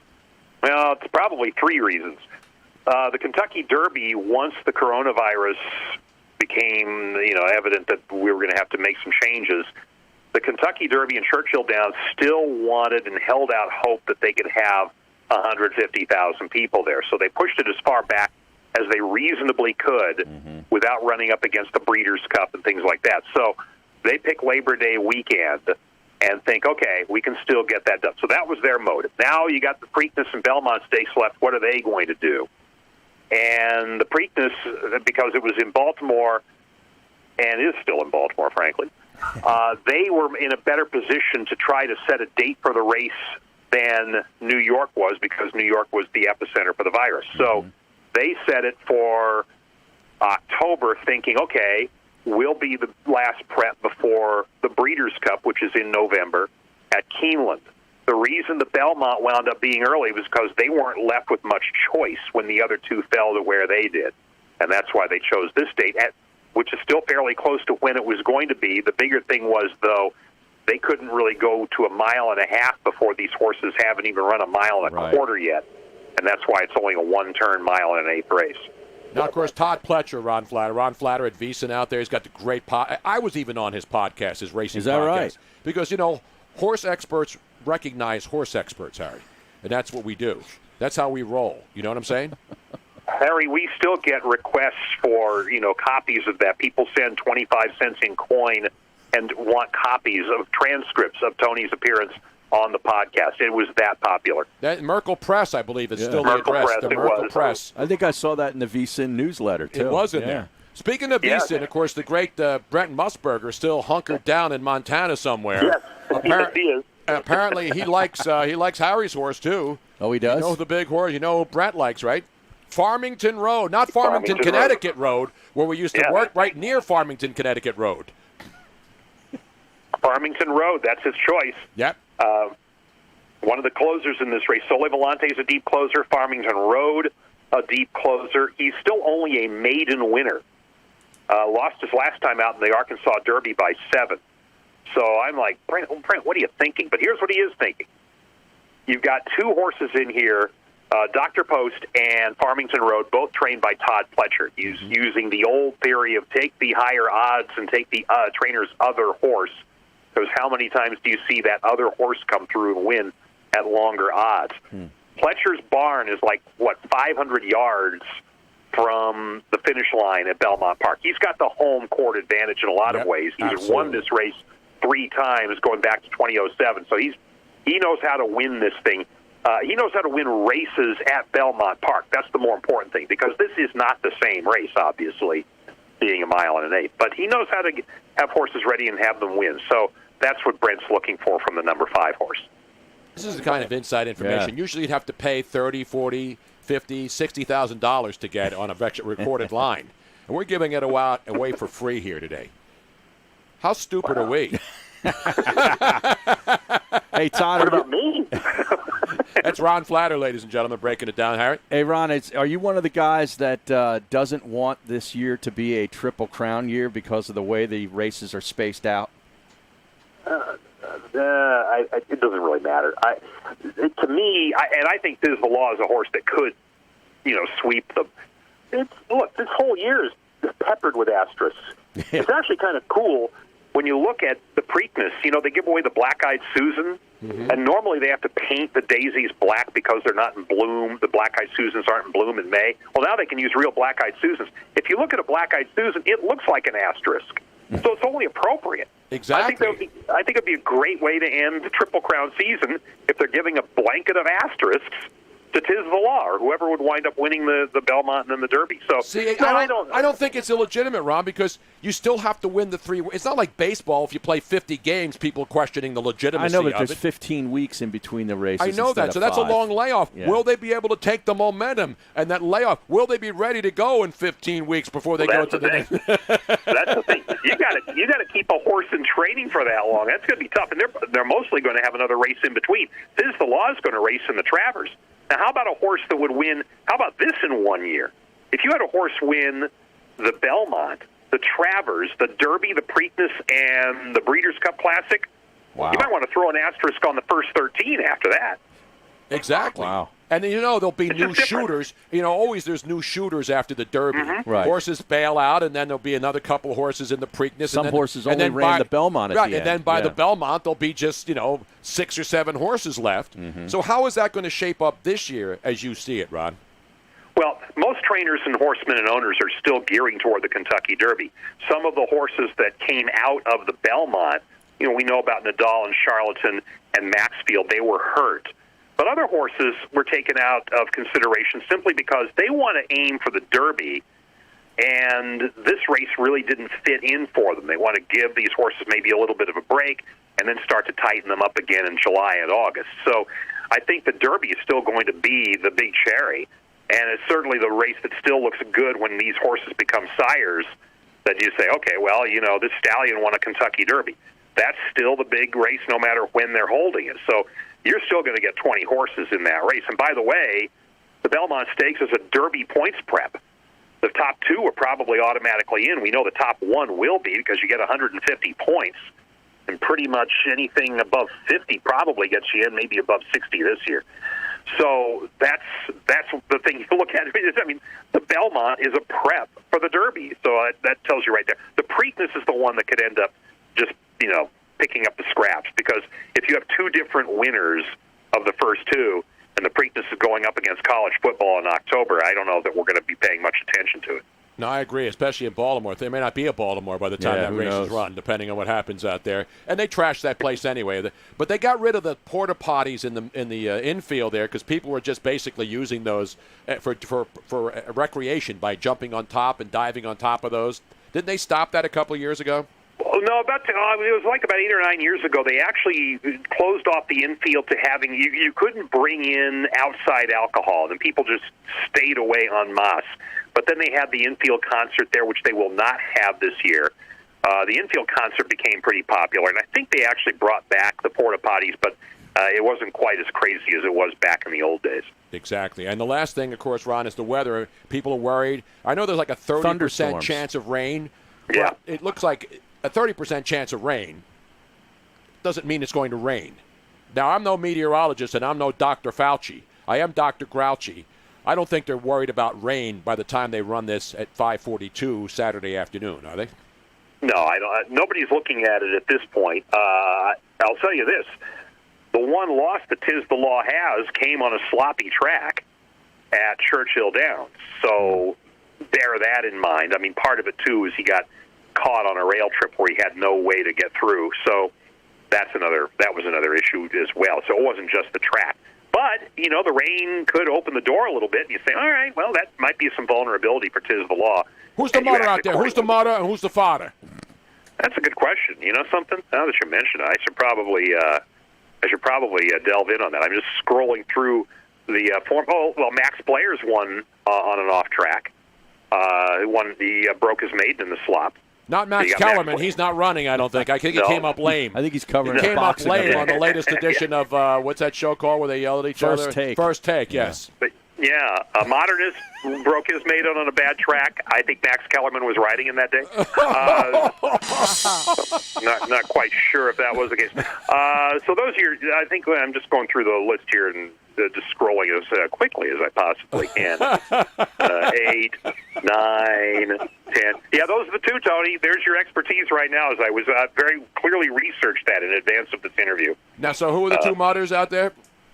Max Blair and Modernist both broke their maidens on off tracks. Yeah, I broke my cherry a couple weeks ago on one thing that I hadn't tried before. So you got every once in a while you got to do something. You always got to try new things. Exactly right. At your age, for crying out loud. Now, what are the horses that are the longest shots and that might even surprise people? Our good friend Joe Quills, who's a horse degenerate here in the Philadelphia area, he says Jungle Runner shouldn't even be running in a claimer at Parks Raceway up in the Northeast. Northeast. Well, Philly. yeah, I agree. If there's a horse that could be scratched, maybe that's the one. That's Steve Asmussen's other horse. I was talking about the other angle. Yeah. Go bet the other, not that. No, I wouldn't do that there. Don't waste your money. Or just send it to me.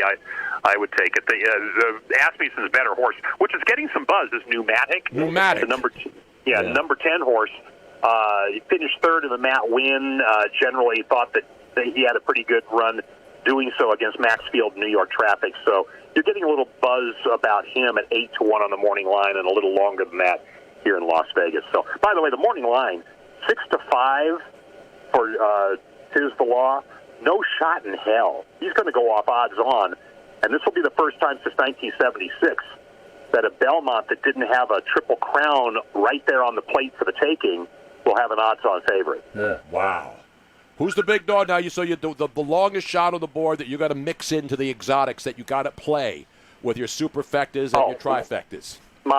Modernist is right. Harry Mays was all over this horse. Yeah. Well, he's a modernist. He's a Moderna kind of guy. He buys all of his furniture at Moderna. Wow. Is it used or new? Whatever you can get. I don't even know what Moderna is. It's one of these fancy schmancy high-end furniture stores. You know, the Danish. Oh, really? The high-end, not IKEA. No, Danish, high-end, not cheap. So they don't have Swedish meatballs when you walk No. in? No, they have champagne. Do you have to use money with holes in the middle of it? Is that what you have to spend to buy this stuff? I think the Swedish bikini team is waiting for you when you leave. But don't get more than 6 feet away from them because you could get the Rona. The great Ron Flatter. So give me your 4 numbers. Give me your superfecta numbers because we have to make these official.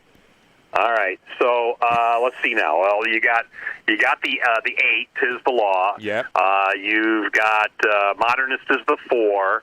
I'm throwing in number 10 pneumatic. I know Dr. Post is getting a lot of attention. I'm not going to include him. So I'll go with number 10 and 1. And the 1, tap it to win. I think he'll at least, be close to it at the end, even if he's fading. So you're going to wheel in the super. You're going to wheel 1, 4, 8, 10. You're not even wheeling Sole Volante in there? No. I don't think. I think that this short break hits him in the face big time. Because remember, he hadn't run for 3 months Right. prior to that race, and now he's going to run on 10 days rest. And that's what his trainer told me. His trainer, Patrick Biancone, said, look, I didn't want to have this horse flying all the way up from Florida just to go into a race without having had one at least in the 3 months in between. So that was why he did that. But it's a little close to race time that you do it this time. So, but I've never trained a horse in a classic.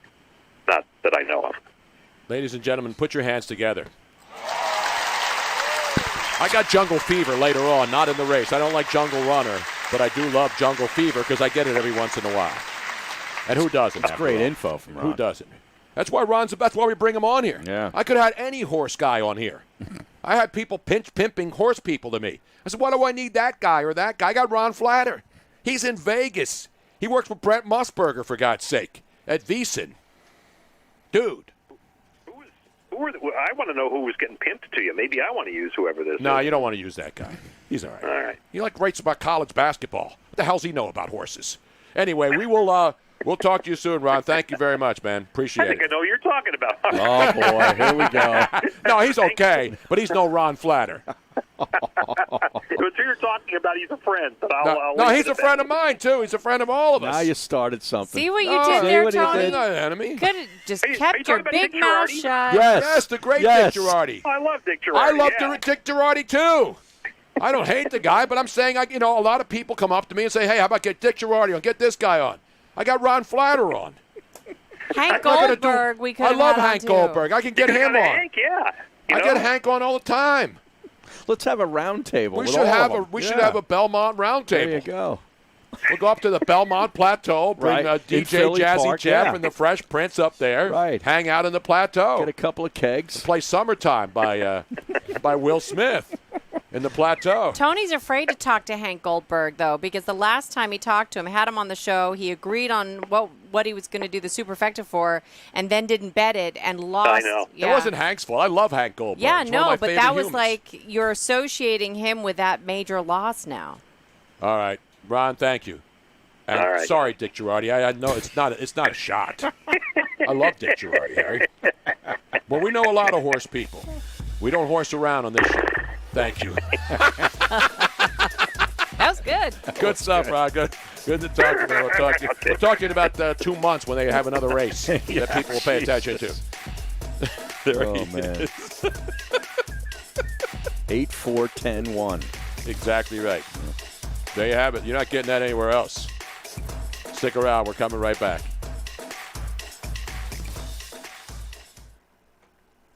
Stop.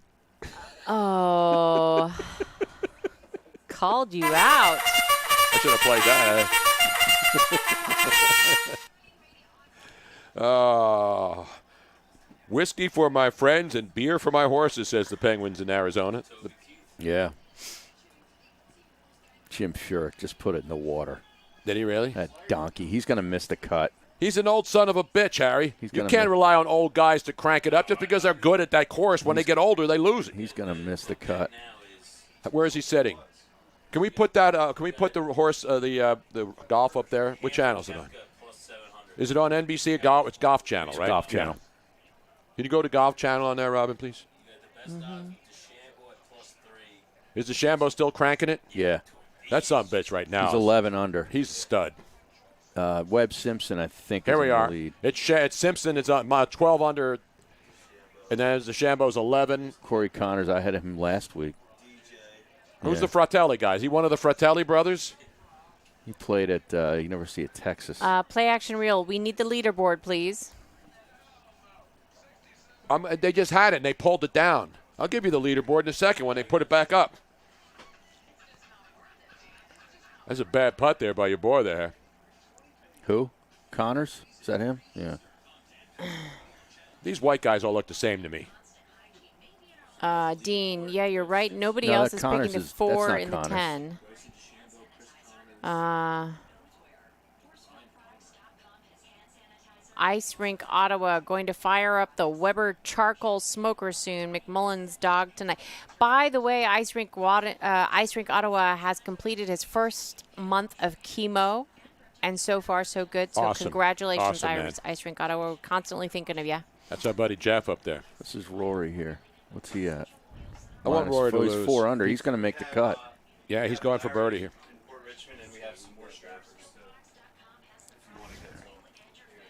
And you actually listened to it ahead of time. Oh, look at that nice We're pot. going to get another temperature check.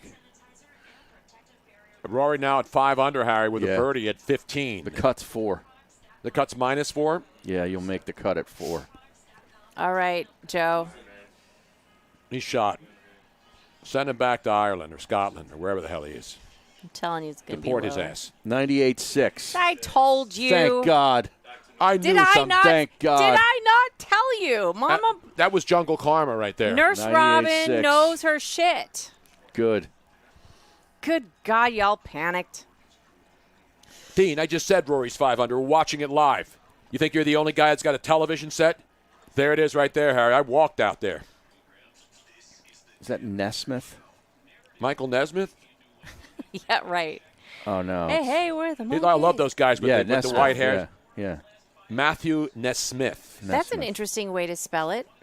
Neesmith. Wouldn't it be Neesmith? I love the guys when they take their hat off and it's white all above their. Looks it does stupid, look doesn't it? stupid. It does look stupid. They need to use the new stuff that my daughter sent me. Here's Bob Berger. Did you see Mitch that my Berger. face is has a little bit of color today? Oh, that baby's Mm-hmm. stuck. You know what She he just sent me yelled these, right there? Like drops that you can put in any kind of moisturizer, and Yeah. it's a slightly Like tanning self-tanning stuff. lotion. Wow. You know what he yelled on that shot right there, Berger? What? Bite you, and it stuck right there. It didn't move. Bite didn't you, move bitch. 2 inches. Oh, we got a yellow ball. Bubba. Bubba with the yellow ball. 4 under, right at the cut line, Harry. Mm-hmm. Going to move this right to left. Oh, he went over the trees. I thought he was going to done. carve it. He just went right over him. I don't think he's going to get there, Harry. No. I think he hit. Did he hit a tree? Yeah. Did he go into the trap? Oh. No, he's over. Where is Oh, he? he's over way there. away from the Wow. green. He's going to roll into a stinking no. ditch. He's going to roll into a head Oh. cover, into a sprinkler. Actually, he just sprinkler barely head. didn't do it. No, it stopped. Stopped. Hit the effing post. Miss Robin, can you replace Dr. Fauci on a part-time basis? Still want you on the show. I think I might do a better job than Dr. Fauci at this point. I can guess just as well as he can right I now. What the hell is AJ in San Antonio talking about? Welcome back to the Tony trap. Bruno Show with He in the Harry trap. Mays on SiriusXM 211.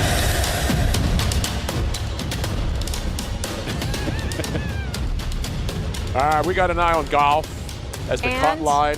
And Miss Robin, we have breaking medical news. Let's go to our medical correspondent, Dr. Robin Gupta. Nurse Robin, Dr. Robin, whatever you want to call me, I was correct. After cooling him down, giving him some water, Joe C., we did his temperature again, and it was 98.6. So he went down a good almost 12 degrees. No. No. No. I'm 2 degrees. He was like at 100, right? Yeah, He so was he's at down 100. like almost 2 full degrees. 12 degrees, so I'd be dropping 114, Yeah, he'd yes. be dead. You'd be dead. You'd be like, you'd go from super hot to ice cold in a heartbeat. So, ladies and gentlemen, like everybody was panicking, and I said, don't panic. And look, Joe looks exactly the same. He's like, who's the coach on the side? He's like Belichick. You never know when he's sick or when he's healthy. His expression's always the same. You didn't know he had a 100-degree fever. No. And now you don't know he's 98.6. Correct. That's the kind of consistency. Yes, Bruno and math don't mix. No, they do not. I've never. 12 degrees. What the heck are you talking about? I just missed it by 1. I missed it by 10 degrees. You moved the decimal point. Yeah, exactly. I can't do decimals. Meanwhile, let's go to the phones. And we got another strapper line call. Good. Jordan Spieth is 6 under, Harry, but Rory trying to make the cut line. And got a bunch of guys in trouble, Harry. He'll make it. Of course he will. So will Larry in Port Richmond. Larry, what the hell is going on back there? Absolutely nothing. I'm driving home now, talking on the phone like I shouldn't be doing, but that's the way it goes. I just want to call and wish everybody Happy Father's Day, and hope you get all the gifts and toys you want. I'm the only father in here. There's a lot of mothers in here. Like Harry's a mother. Robin's a mother. I'm the only father in the building here. You realize that? And grandfather. How about that? Yeah, well, I haven't hit the grandfather stage yet. I keep waiting, dropping hints to my kids, but I guess that ain't working. So now, are you listening on? Are you listening? You have Sirius satellite radio in your car? Yes, I do. I'm on the phone now, but I have Sirius in my car. I've always had it. I've had it before you ever came on. I've been on Sirius like 50 times in different reincarnations. What are you talking about? No, Larry, you're supposed to say you just went out and got it in the last 2-3 months. Specifically for the. I'm sorry, I can't lie. See, That's right. If you put me in front of Congress, maybe I can do that. Double talk. Now, the only thing you got in the last couple of months is COVID, and hopefully you didn't get that, or did you, Larry? Did you get tested? No, I got tested 2 times. I'm clean. I had to go to the hospital about 3 months ago. I had kidney stones, wonderful. So they had to test me before they drained me. I went through the kidney stone thing, and when I first moved to L.A., I never had kidney stones. But you know why? I went to a drier climate, so I wasn't drinking enough water. And that's what my doctor told me, that you have to drink water when you're in a climate where there's not a lot of humidity. Did they use that thing to break them up like a... No, I actually went into the hospital. I was in the hospital. Like Yeah, they had me overnight. It was the night of my very first Christmas party at Premier Radio Networks at 5. I'm getting all dolled up to go to the Christmas party with all the muckety-mucks. I had the tux ready. He's getting all dolled up. I was all I had a tuxedo. I'm in my apartment. I'm grooming. I'm looking clean. I know there's going to be lots of biatches at the party. Right. You know what I'm saying? Hot chicks from inside the office that you want to hit on during the holiday party. Sure. And then all of a sudden, seriously, fired. I crumpled to the floor and had to call 911, and it wasn't a joke then like it is now. And I wasn't in Oaktown, at least. I spent the night in the hospital instead of going to my holiday party. They had to put a stent. No, they had didn't to put a stent in me. Oh, man. I don't like when anything's stuck in me, but I've had a lot of that happening lately. And it's not voluntary. Yeah. That's even worse. Yeah. We should see when they took it out what they used. Oh, my God. Oh, man. Yeah, it was fun. I got to see it firsthand. Outpatient. Where's the doctor's office? Here. Oh. Yeah, that was great. Yeah, I got to see it on TV, in a little video. I said, I don't think Father's Day, though, Larry. Father's Day isn't what it used to be. I was just in a CVS the other day, and the entire card selection was still available, unfortunately. Yeah, well, for me it's better because the way I changed my life, now my kids are in my life, and it's great, It's amazing how in a couple of years, you went from nobody to somebody, and means a lot. Absolutely, man. We're proud of you, man. We are proud of you, Larry. He stopped drinking, Harry, and he's clean now, and his kids and his family means a lot to him. And that's awesome, man. That's what we want everybody to do that. If you have problems, just try to get help. Thank you, Larry. Have a great weekend, brother. There he is, the great Larry, reconnecting with his family. When you have alcohol issues, you lose. It's like coronavirus. It's like a lot of things. It's like, you have a discussion with somebody, and you're not friends anymore. Mm-hmm. And then all of a sudden you're like, why did I do that? Was it worth it? And some things are harder to break than others. Obviously, alcoholism, drug addiction, people's families are ruined when you have a drug addict in your family and you try to get them help, and then you hopefully one day they get the help, and then so everybody can feel united again. You can only help them so much, unfortunately. Exactly. And that's I think where a lot of family members who are dealing with somebody who has an addiction, they've tried to help, and at a certain point, you're like, okay, unless you want to fix it yourself, help yourself. You can't do it anymore. So we are so happy for. Yes, for we Larry. are. Now, here it is. This is one of my favorite holes, 17 in Hilton Head, Harry. You like that hole? Have you played there? Nice. No, I've never been there. I can get you on, Harry, if you need some help next time you're down in Hilton Head, South Carolina. $300-400 now to Not play for me. that. No? Not for me, Harry. You know who I am? Okay. That was just last week's champion that just hit 17 right there. That was Daniel Berger. Yes, but Harold Varner's out there. He just finished up. Did he make the cut? He's 2 under. I think he's out. He's out? You know who else is not going to make the cut, Harry? Looks like Fowler's not going to make Ricky the cut. Ricky Fowler is not going to make the cut. 2 straight. One other quick note on the Belmont. They are going to have 3 of the jockeys mic'd up during the race. Oh, yeah? Yeah, so the jockeys will have mics, 3 of them. Oh, so you'll be able to hear live action. During the race, not just pre. No, in the race, that's they will have interesting. wireless mics Wow. on. So you'll be here. You hear them guys. You'll hear them. Well, you'll hear a lot of heavy breathing. You're going to hear all the horses. Oh, it's going to be awesome. I'm looking forward to that. That's actually very cool. Wow. So, Harry, it occurred to me, I know that you've been on national radio before, but you've never been on a part of a regular nationally syndicated show as big as this, right? No. So Tony's used to, being who he is, but this is a whole new thing for you. You can ask and go, "Hey, I'm part of this show." Yeah. I could use the show. You could drop a name. Use the show to get free stuff. Is that what you're saying? That's what it's all about. That's what it's all about. This opens a whole new world for you. And plus, the guests we get on, now that they know Harry works with me, he's got carte blanche. Yeah, he's got cachet. He doesn't have Diners Club. Though. I don't think so. But is there still a carte blanche card? Wasn't there a card called carte blanche? Was there? Is that where I that think there came was. from? Well, there's Diners Club too. Yeah, I remember. Does anybody use that? I remember that. I still use my what do you call it? Remember this Telly Savalas had the Players Card Club. I still have my Players Card Club, Harry, because I'm a bald guy like Telly Savalas, and you go into any casino you go into it. I got the Players Card, sucker. Yeah. Do we have another strapper line call? Yeah, we do, I think. Let's go to the strapper line. Josie, next strapper, please. Enter and sign in, please. Happy Juneteenth, everybody. This is Pete, former from Philly, now in Charlotte, North Carolina. I have a complaint. Harry Mays. Uh-oh. Ever since this man got a taste of the weed there, I'm missing the Angry Harry from back in the fan days. Bring Angry Harry back. I'm talking about Angry Harry when he was mad at Bruno for not paying attention to whatever happened in the games the night before. Well, see, they're not games. That's the Angry Harry I want back. Okay. I'm with Love you. the show.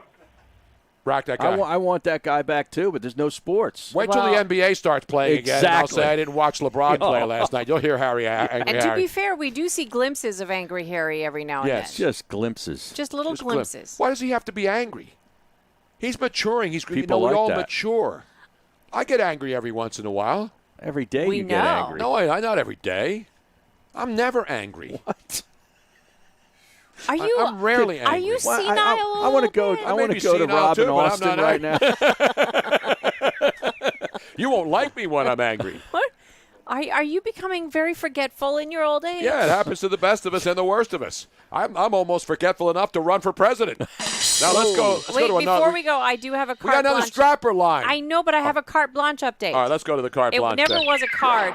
In 1707, paper duly authenticated by a signature and otherwise blank left to someone to be filled in at his discretion. In French, literally means white paper. That's why racist. carte blanche from the Old French white blanc is it's figurative sense of full discretionary power, unrestricted permission, or authority in some manner. That's what I have. Carte blanche. Don't leave home without it. Same thing as a blank check. That's what I gave my ex-wife, and she's still spending it. It's still cashing it every month. Every month. It's almost a final, though, Harry. Yeah, It is. Almost a final. Oh, we have to have we are a so party. that day. celebrating. We are Yes, we are. celebrating. No, let me put a countdown clock on that. That deserves a countdown clock. Harry, we're like days. Oh, really? Oh, yeah. Oh, awesome. Oh, yeah. I may have to buy some illegal fireworks and shoot them off in the streets. Oh, my God. Sounds like gunfire every night anyway down here. Let's have some real fireworks, baby. We're coming back. Bob Costas will join us in the next hour. Stick around on a Friday. Like, how many days? I'm down to the last check, Harry. Really? Yeah. Oh, that's It's awesome. been a long and winding road. Harry's been part of most of it. I've heard about it right from the start. It's been going on since before I met Robin. Yep. Wow. That's a terrible putt. That's Yeah. why he knows he's For done. those, He for wants to get anybody out that of was there. wondering if I had any part to do with this divorce, I did not. I did not meet him until after. No, you know, Robin and I met after I was officially divorced. Ricky Fowler's got the start the bus, get me out of here.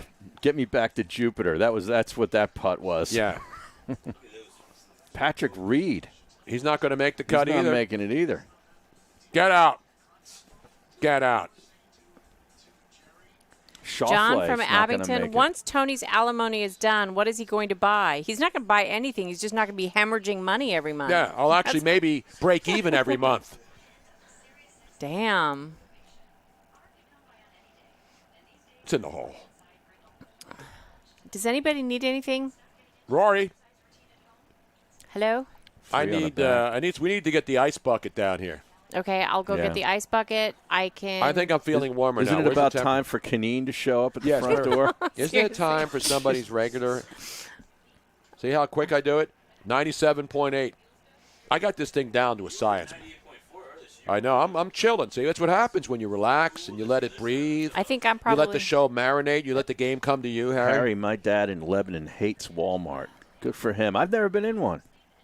We know. I never said I hated it. I just You don't know go what, though? there. There's a huge disparity between Walmarts. Like, the Walmart that's here in the city sucks. Yeah. Like, it sucks horribly. You go but if down you to go Florida, down to Florida down to Walmarts Carolinas. or the ones in Arizona, Yeah. they're really nice. They're clean. They're nicely stocked. Not good? Our buddy One for R Yeah. says there's no more anger since the Sixer season stopped. Well, yeah. Yeah, we'll pick that up once Brett Brown botches Well, him. don't we have an update with Ben Simmons? Yes, we have the video. Yeah. We'll have the Ben Simmons video. We got to Do you want get me to that. Yes, Is that we will. what we're doing coming back? Yeah, we got to play that. Okay. Put him in the hopper right now. I put it in the hopper.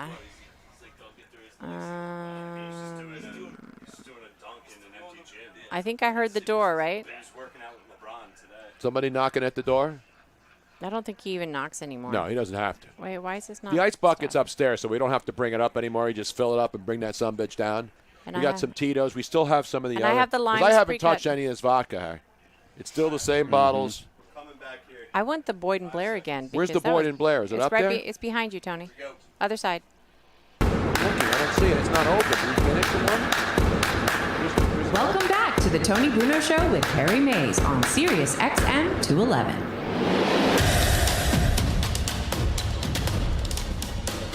All right, we've reached that time of the week, Harry. It's not closing time yet, but it is a freaky Fauci Friday. And we will have the wine bucket come down here. Well, not wine, the ice bucket. Ice bucket. I got some new limes this week. I pre-cut them. Oh, you did? Good I job, did. Robin. Let I me give you a know. round. That's Look being at ready. Oh, really? We're going to have garnish today? Yes. Now, we have the Boyd and Blair potato vodka Mm-hmm. from the folks up there. Are they still open? Are they still closed up there in Glen Shower, Pennsylvania? Because I know they keep open there. No, that part of the state is open. It's wide open. Oh, I wide think, open. is it back to green? Oh, total green. total yes. green Yeah. now. Are we still in yellow? We are. Yeah. But Will at we least ever we're not get out red of yellow? anymore. We're not. Well, I would hope not. Nobody's red anymore, except my forehead. Jeepers! So we're going to go back to Boyd and Blair. We got Tito's. We got a wide variety now. Now, damn it, Robin 50 is saying that the Walmart sucks down there in Florida, too. I do not agree with you. We went to the one in Clearwater. I'm doing Dean a and I were. comparison. Yes, compared to the Walmart here in South Philly. That is like a Paradise. yeah. Exactly. All right, enough Walmart talk. Let's get it back to what we're doing here, Howie. Yes, Don't we have an Ben update. Simmons? Yes, we do. You know, the update? NBA, we haven't been talking much about them because nothing really has been happening. Dr. Fauci, the good thing about the NBA, Dr. Fauci looked at all the plans that they've laid out on how to put this thing together, and they have it all. They're testing a couple of times a day. Nobody's allowed in the rooms. Nobody's allowed on the floors. So he looked at that plan, and he said they have it right. They have the bubble format. The NBA, The reason yes. that he's concerned about the NFL is because they're not in a bubble. They're going to be playing at their own fields. And look what's happening in baseball with the spring training camps, right? You got the Phillies camp in Clearwater. You got the Toronto Blue Jays. So they're being cautious and taking precautions, which you're supposed to do. Right.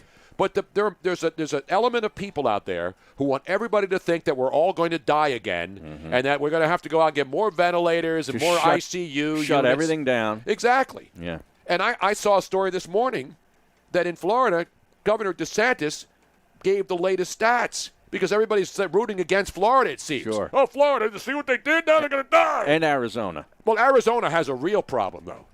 Arizona's problem is, and I'm not saying Florida doesn't have any problem, but DeSantis gave an update on the number of rooms and ICU units and all this other stuff, because when people hear there's been a couple of more confirmed cases, they automatically think of worst-case scenario. Right. We're talking about athletes.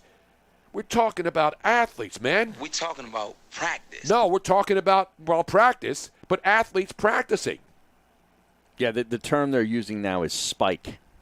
The spike. A spike. Not Spike Eskin. No. Nobody's talking about him except when the Sixers come back. And then he'll trust the process again, and then people will and he'll bring out the Sam Hinkie banner and all that other stuff happens. And that's fine. Yeah. If you got to do what you got to do here. But speaking of the NBA coming back, I don't know about you, but when I see guys in a gym and I see that the slug is, this guy looks like he's ready to resume the season, Harry. I get a little stirring sensation in my groin. Yeah, your loins? My loins. My loins start to gird. And when you have girded loins, remember, Robin, have your loins ever girded? You know, It doesn't sound pleasant. I'm not sure. They might have. I should look up the You get that terminology, and then tingling- I will give you the answer. You get that tingling sensation all over your body, not just in the loins, when you know that the Ballers will be back soon, Harry. Right. LeBron will get to win another championship. I mean, I know that my loins have been guarded, but I don't know if they've been girded. No, look up girded loins, Yes, Robin. gird your loins and prepare for battle. Exactly. It basically means tighten your pants. Exactly right. Because I guess they didn't have belts and stuff back then, so they would have to tighten them with some kind of a string. Exactly. There you go. But meanwhile, one of our favorite players, Harry, when you get ready for basketball, nothing gets me more excited than seeing Ben Simmons of the 76ers Shooting without alone a shirt on in a gym. Absolutely showing how ready he is to once again dominate the boards and take the championship back to Philadelphia for the first time since 1983. Let's go to the tape. And you tell me Ben Simmons doesn't look like he's ready for the NBA restart, Harry. Roll the tape. There's a little, puts a shot up, and he comes back, and he banks it back in, slams it home. You look, he mocks it in front and picks it up, and then a reverse slam. I'm telling you what, Harry, there are very few people on this planet who can do that. Oh, look at that. He throws it up, bounces on the, and then he takes it back and then rolls it in. Okay, now where's the jump shot? Where is right there, look at that. He jumped up and he grabbed the ball and put it back. How many guys you think can do that in high school gyms around the country right now? I don't care. Where's the 15-footer? Where's the 20-footer? That's not available right now. It's not available right now. He's ready to dunk again. So he can did dunk. not lose. It's like riding a bicycle. You know when you say you haven't ridden one in years? You just get back on. I know he can dunk. How do you know he could? How do you know? It means his back is better, Harry. Okay, great. Your back has to be good to go up and take the pounding. Are you impressed, Ryan? No, this pisses me off. I know. More than anything in the world. This Tony annoys sent me. this to our group earlier this morning, and I texted back a rampage of things I can't even say right now in that text message. Last summer, he did this same stuff. He did the same thing. That's what you're supposed to do. You're supposed to dunk. No, but all they care about is the Instagram likes. The exhibition type. It's all because he's ripped. I mean, he's put on some muscle. Yeah, well, he's on the great. LeBron illegal plan, whatever they're doing. I don't know what it is, but I know one thing he's away from is the Jenner illegal plan. All those bacteria. That's good. That is good. That's good. It is good. but it could be bad. What about his psyche, Harry? He got dumped by one of the Jenner sisters. He got dumped from the Kardashian family. Mm-hmm. Oh, there was rumors he was the one cheating. Oh. Look what happened to Chris Humphrey's Not that NBA I care. career after Yes. he got dumped by I Kim mean, I'm more Kardashian. worried about, forget the mad curse, I'm worried about the Kardashian curse, affecting, and again, the bottom line is everybody wants to see Ben Simmons shoot a jump shot. That's not asking a lot for an NBA superstar to develop a 12-foot jumper. Is that asking too much? No. And that's why people in this town are going crazy. Is he a great player? Yes.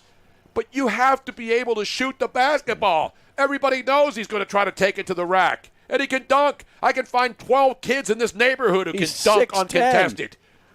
How hard is it to do an uncontested dunk when nobody's defending you? Right, especially when you're 6'10". And you got your shirt off. Yeah.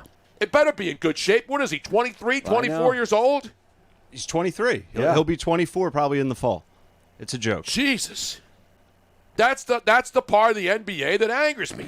It's the hype. It's the hype. Yes. I know you can dunk, Ben. I almost dunked. And I'm a 6-foot white guy. I touched the rim. If I'm 6'7", I'm throwing it down. At age 68, I'm throwing it down. I will say this to defend the NBA, and I agree with everything you're saying. I hate it. But the Instagram and the social media nonsense, that's what makes the NBA popular, and that's why baseball is going into the gutter. No, I agree with you with that. With that, as far as like baseball, Wait a baseball minute. Haven't you seen Bryce Harper walking in the woods on his Instagram? Haven't you seen him playing with his Fortnite ninja stuff? Don't tell me that NBA guys are the only guys with strong Instagram games. I'm not saying only guys. No, I know. I'm joking. But, I'm not saying that. That's a joke. Yeah, okay. Okay, you get it, Harry? Yeah. You get the sarcasm? I have to put whenever you when talk about the NBA, there is no sarcasm. Yes, there is. I don't know. I don't think you're ever giving the NBA props. No, seriously. What am I supposed to say about Ben Simmons doing uncontested dunks in an empty gym with a bunch of guys slobbering over a guy dunking? Yawn. That's Seriously. what I do. Well, Yawn. Yeah. Didn't Brett Brown just say he might not be ready to go? And again, that's a good He's gotta sign. be ready to go. That his Come on. back. That's a good sign that his back isn't bothering Or him. maybe that just means Brett Brown doesn't know what the heck's going on. It's possible. Well, that's highly. That's usually high that's usually evident during a game, right? I mean, come on, he's sitting there with his players. Let alone he's not in that gym. That's some baller gym somewhere. It's out right? in L.A. probably. But to both you and Harry's point, he's never, other than the back issue, he's never had a problem taking shots like that. Right. It's the other ones that he has had problems with that we want to see. He won't even try them. Yeah. So you guys were immediately ripping him. I was saying that that's a good sign that because remember we heard Brett Brown told Chris Mannix from Sports Illustrated that he's not sure Ben's going to be 100% when they resume in another month.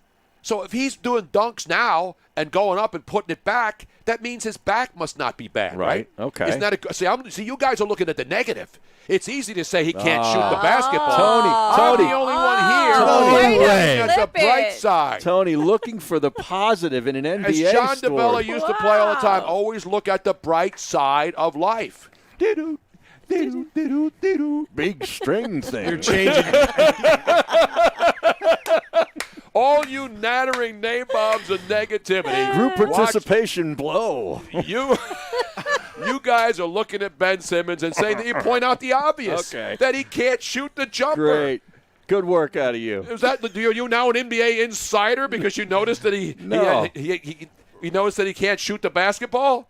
Run the tape. You were negative to open that. No, about I Ben wasn't. Simmons. Yes, You you just were. flipped the script. You just flipped it on me and Harry. You go to the tape. You go to the tape. You guys just don't get it. What's the matter with you, man? If it were me, I'd just give LeBron the ring now and tell everybody to go home. Well, you know, not those rings that they are have to going to wear. have some Yes, rings. they are going to have some They're not rings. championship rings, Harry. Do we have time to do that story here real quick? Yeah, give me the update here because we got we have coming up Bob Costas. It's like a COVID-19 smart ring, isn't it, Yes. Robin? So what this is the NBA is saying that their players might be wearing what they're calling a smart ring that is capable of predicting COVID-19 symptoms up to 3 days in advance with 90% accuracy. Now, who makes this thing? Dr. Fauci's selling them right now. He's out in the parking lot selling them. He opens his trunk. He says, "Hey, look what I got, guys. I can guarantee ball because he's a big basketball guy, Dr. Fauci. Well, he likes baseball too. I know. No, but he played basketball. Oh, he did. Yes, he was a baller. I don't think he can dunk like Ben Simmons even in his youth days. Now it is this ring is called the I'm assuming Aura. it's called Aura. O-U-R-A. O-U-R-A Aura, smart ring. Aura. And it's just looks like a regular silver ring on the outside. On the inside, it has these little electronic gizmos that rest up against your skin that will be able to read your perspiration, body temperature, heart rate. all this other We need to get stuff. those down here in the wine cellar. Now, I could sell these babies. Can I get think some this hot is a ones? fantastic idea. I do too. But let me ask you this question because it's hooked up to a central machine. This means that the NBA players will have to agree to being tracked 24/7. Well, they're supposed to be in their little bubble anyway, right? Yeah, It's not going to be able to hear what they're saying, see who they're banging, or any other kinds of diseases and stuff that could be permeating down there through the bubble. 24/7 tracking. Right. Where they are. Kawhi just left the back entrance. He's out in the parking lot. he just got into a van. I'm out. Yeah. I'm out. We're all out. Bob Costas isn't out. We got to get Dean to call back from Loud Bags after we got Bob Costas because I don't want to cut him short because we have to take a break because joining us next, ladies and gentlemen, haven't talked to him in a while, Bob Costas, Hall of Fame broadcaster. Find out what's going on, of course, now with the MLB Network. No longer at NBC after 40 years. And now the MLB Network has nothing to do and is probably the slowest returning of all the sports. So we'll find out what's going on with Bob when we return. It's a Friday. It's Tony, Harry, Miss Robin, the whole gang on SiriusXM 211 and SB Nation Radio. Dean says it's the only ring Philly will be wearing this year. Did you already text him, Ryan, or should I? I'll do it right now. Bob Costas. I'll do it right now. Text him, please.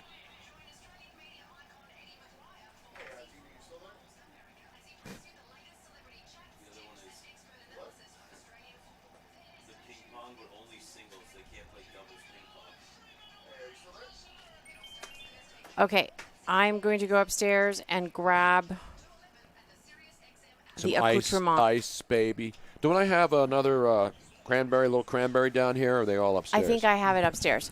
So I will grab everything. I'm going to. You want to do Tito's? Let's do. We got a choice. We'll make it ladies' choice. Choices. We want choices.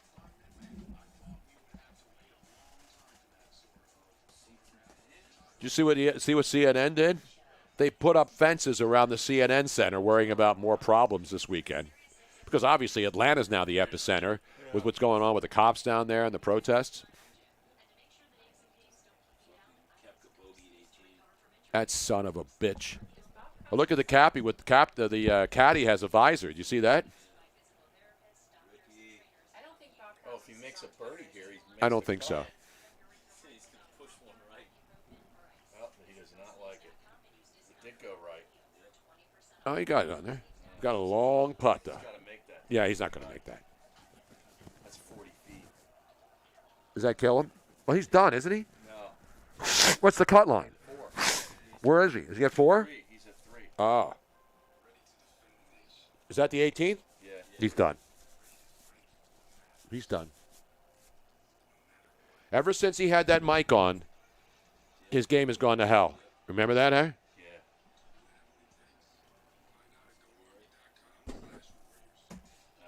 Cut line is 4. Ricky's at 3, and he's on the 18th green, and he's got like a 70-foot putt, and he needs it for birdie to stay alive. Yep, it's 4.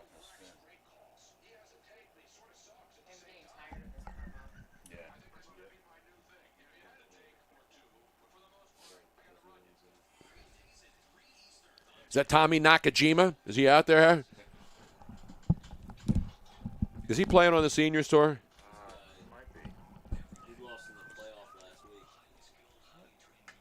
I think Harry had him last week. Didn't you have him in the top 8? No, I didn't take him. Bubba can make the cut too. He's going to miss it? I can't find anything. Bubba's -4. He's on 17. He's putting for birdie though. He makes this, he's in. Yeah. Yeah. He's locked in.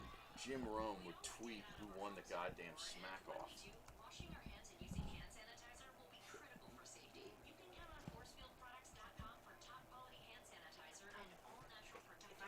Just hour 3, hour 2. Like, why don't you just put out a tweet saying so-and-so, congrats to so-and-so for winning it? Because once the show's over, Jim gets the hell out of it and goes home for the weekend. He's got people to do that, huh? Yeah, but they don't do it. All right, here's Bubba for birdie, Harry, to go 5 under. Where does he live? Who, Jim? He lives down in the OC.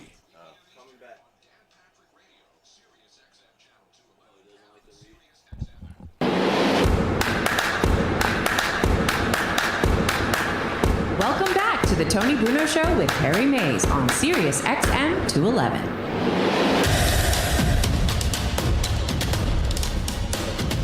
We're back, and Ricky Fowler will not make the cut, Harry. That's Bubba Watson. No, there. I know. Ricky Fowler is well, if he makes this putt, he makes the cut. He's going to make a 75-foot putt? It's like 40 feet. It's longer than that. I'm not good at distance, Harry, as you know. Math and distance, two of my biggest problems. That's why I have one of those scopes when I go out. Yeah. And that's just to go look for a place to eat. Right. I say, how far is that restaurant from here? And I bring the scope out. You've got the restaurant rangefinder. Exactly right, Harry. Nice. I want to know right down the middle where that doorknob is so I can How make far sure. is that Chili's? Exactly. Because I want my baby backs. I can't find who won the smack off, Tony. It's unbelievable. I asked Silk Bra. I'm looking up. I don't know either, Harry. Amazing. That's a developing situation which we'll have to keep an eye on. Yeah. But joining us right now, ladies and gentlemen, one of the all-time greats in the industry. I haven't seen him in a while. Last time I saw him, I ran into him at Penn Station in New York trying to get on a train. Yeah. And there he was in the big crowd. A legendary broadcaster, 40 years at NBC, 8 National Sportscaster of the Year awards, and no baseball even, and he's now with the MLB Network, so I don't know what he's doing these days. Bob, how are you, man? I'm good, Tony. How are you? We're hanging in there. You know, we've been hunkered down in our wine cellar for a couple of years, so we were well prepared for this pandemic before it even happened. So I've been doing shows, and now we're on SiriusXM, and so we're working while a lot of people aren't. So what's going on with you? Because obviously there's no MLB. There's MLB Network is on the air. But so what's happening in baseball? Of course, probably I would say your first love, all the years you've been around. How frustrating is this for you, watching this whole thing keep going on and on and on? Yeah, it's not frustrating from the standpoint of not doing games. I've been around long enough so that it just becomes another year for me selfishly that falls in place with the 40-plus years that I've been around it. What's frustrating to me is seeing the damage they're doing to both the business and to people's feelings about the game itself. They can argue over all their various points, and we can debate, if we want to bore ourselves, what all those particular points are. But no matter who wins point A or point B at the negotiating table, it's a Pyrrhic victory if you damage the business in the meantime. I've taken to saying this is like a bitter divorce where they're arguing about who gets the sofa, who gets the silverware, and meantime the house is on fire. Table that and put out the fire. In 2020, with everything else that's going on in society, and so many people adversely impacted, nobody wants to hear this stuff. We know they're going to have to roll up their sleeves and get down to a very serious long-term negotiation because the next CBA runs out after the 2021 season. But in the meantime, they have only damaged their mutual interest, which is to grow the business rather than to damage it. They've only damaged that mutual interest by this short-term bickering. Talk about not being able to see the forest for the trees. This is the perfect example of it. So that's what frustrates me more than anything else. Yeah, we talk to all the writers, all the top writers every day, and one day it looks like, this is going to be the number they agree on, and then Tony Clark meets in Arizona, with Rob Manfred, and it looks like, this is going to be the day. And now here we are late on a Friday, and still no news. And I know they shut down the offices for Juneteenth, and many people aren't working. But is there a drop-dead date in your mind? Because I know there's still plenty of time, and they could do it. But it seems to be that number, the number between 60 and 70, seems to be the biggest point here, and they can't nail that down. Yeah, there may be a little give on the owner's side, but not much. It's going to be 65 or less. Closer to 60, my guess would be I'd put 65 as the over-under, and I'd bet the under somewhere between 60 and 65. Part of the reason why there may be a drop-dead date, getting them in, getting some form of spring and now summer training in before the games begin to count, is that they're anticipating the possibility of a coronavirus surge. Now, when I say that, I'm aware of the fact that it's already surging in some states, including key baseball states like Texas, Arizona, and Florida. But all the experts, their best educated guess is that when the weather begins to cool, that it could spike again. So baseball's idea is let's get this over by late September in terms of the regular season and get our expanded tournament in before that happens. So that's why I think their drop-dead date is sometime in the next few days so that they can begin playing games that will count around July 20th. Hey, Bob, I know both sides are at fault. They both have a hand in this. But is there one more than the other that seems to be holding this thing back, in your view? You know, I'm kind of in the pots on both their houses school. But I think the players in this case, as a group, not individual players, or their leadership, and there's some sort of internecine warfare going on there, battle for control of the Players Association. Powerful agents, their legal counsel, Tony Clark.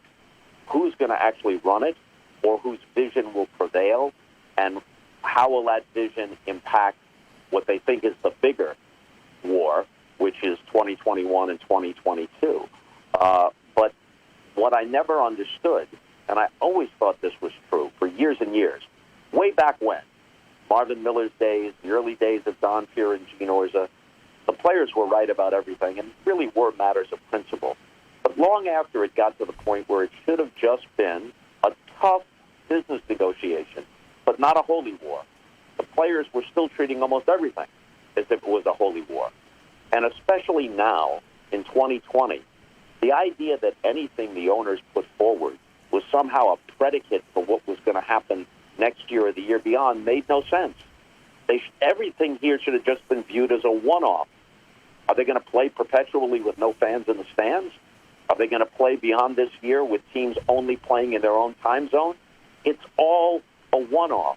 So with that in mind, come to some sort of mutual agreement. Understand nobody wants to hear this, and it only damages the business. So I blame the players for that a little bit more than I blame the owners. A little. Talking with Bob Costas, Hall of Fame broadcaster. And the other thing that people don't know about you, Bob, is that your children have won sports Emmys too. You know, when you're a parent and you win multiple awards as a great broadcaster, and then to see your kids also win awards, that's got to be something that you're really, really proud of. Yeah, Wikipedia kind of gets that a little bit wrong. My daughter is a school teacher. She's ninth grade English literature in New York when schools are open, and even now she's working at a distance virtually doing it. She's very dedicated to it. But the year she graduated from Boston College happened to be 2012, and the London Olympics loomed. And she said, Dad, I would like to just be able to say, like Keith, her brother, that I worked with you for at least a little bit.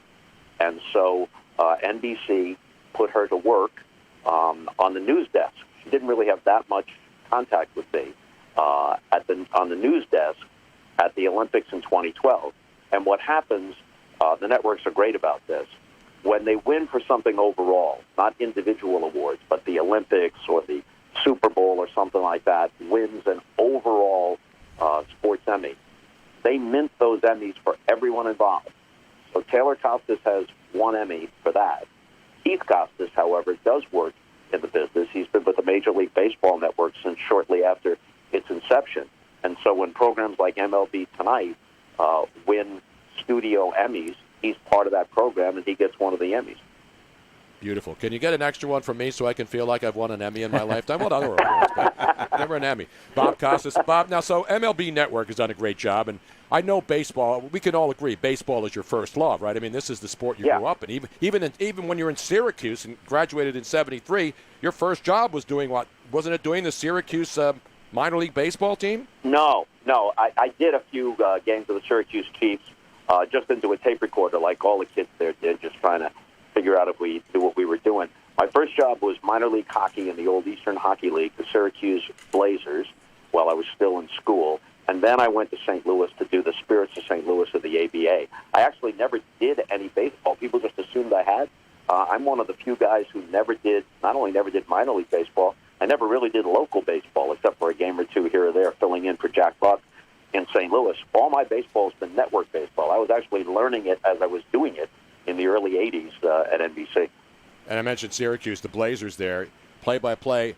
And a good friend of ours who lives up in Ottawa sent me a little note about Goldie Goldthorpe, who was a rookie. I guess he was a 20-year-old rookie when you were doing the play-by-play up there for the Blazers, right? And you and he became friends, although he's one of those guys who had a really crazy past. And I believe, if I'm not mistaken, wasn't he the guy that they based the movie Slapshot over, Ogie Goldie? Yeah, the character of Ogie Oglethorpe is Bill Goldie Goldthorpe. Correct. He's absolutely based on him. And you can take anybody you want, all the legendary enforcers in the NHL and in the minor league. I don't think anybody compares with Goldie, who cheerfully admits that he was arrested more than 40 times in his life, banned, not suspended, banned for life from 6 different leagues. You know, he's sort of an old-time hockey legend, and he was an angry young man at age 20 or 21 when playing for the Blazers. He was actually a more talented hockey player than some enforcers have been. He was a pretty darn good winger. He could skate, he could score, but he lived to fight. And that was kind of his deal. And early on, I guess he didn't find much use for me. We were about the same age, but my ability to duke it out in a dark alley or a bar room did not compare with his. So I've told this story before. Forgive me if you've heard it, but the bus is rolling down the New York Thruway toward Long Island, where the Blazers were going to play the Long Island Ducks that night. And I'm reading the New York Times. That was my mistake in Goldie's eyes. And he's sitting behind me on the bus. He reaches over my shoulder. He rips the paper out of my hands. He stands up with great ceremony in the aisle of the bus, makes sure everybody's watching, and rips it to shreds and lets it fall on the floor of the bus like New Year's Eve confetti. I'm 21 years old and stupid, and I think, well, I can't let this pass. I have to say something. And I say, hey, don't be jealous, Goldie. I'll teach you to read. So this was not my smartest move because this did not sit well with him. So he grabs me by the collar and slams me up against the window of the moving bus. And then he reaches up into the rack above and pulls down a hacksaw, which players use to trim their sticks. Now, I knew he had no real intention of harming me, but he places the hacksaw beneath my chin. And I also knew that he wasn't the sort of guy who was aware enough to take into account all the possible dynamics. What if the bus hits a pothole, it swerves to avoid a deer in the road, and then maybe something unintended happens, and all of a sudden I'm decapitated. And out of the corner of my eye, I see this sort of makeshift SWAT team led by Butch Barber, who was the older brother of Bill Barber, who played for the Stanley Cup winning Philadelphia Flyers in the 70s. And he was like the veteran player, one of the most respected players in the league. He'd been around a long time. And he's leading 3 or 4 veteran players cautiously from the front of the bus toward the back. And they're going, Goldie, Goldie, put the hacksaw down. Now put Bob down. So, okay. And I think that from that point on, it was a turning point because Goldie, in the back of his head, sort of respected that I stood up for myself. So now let's fast forward. I told this story like 25 years ago on Jay Leno's show, and he happened to be watching.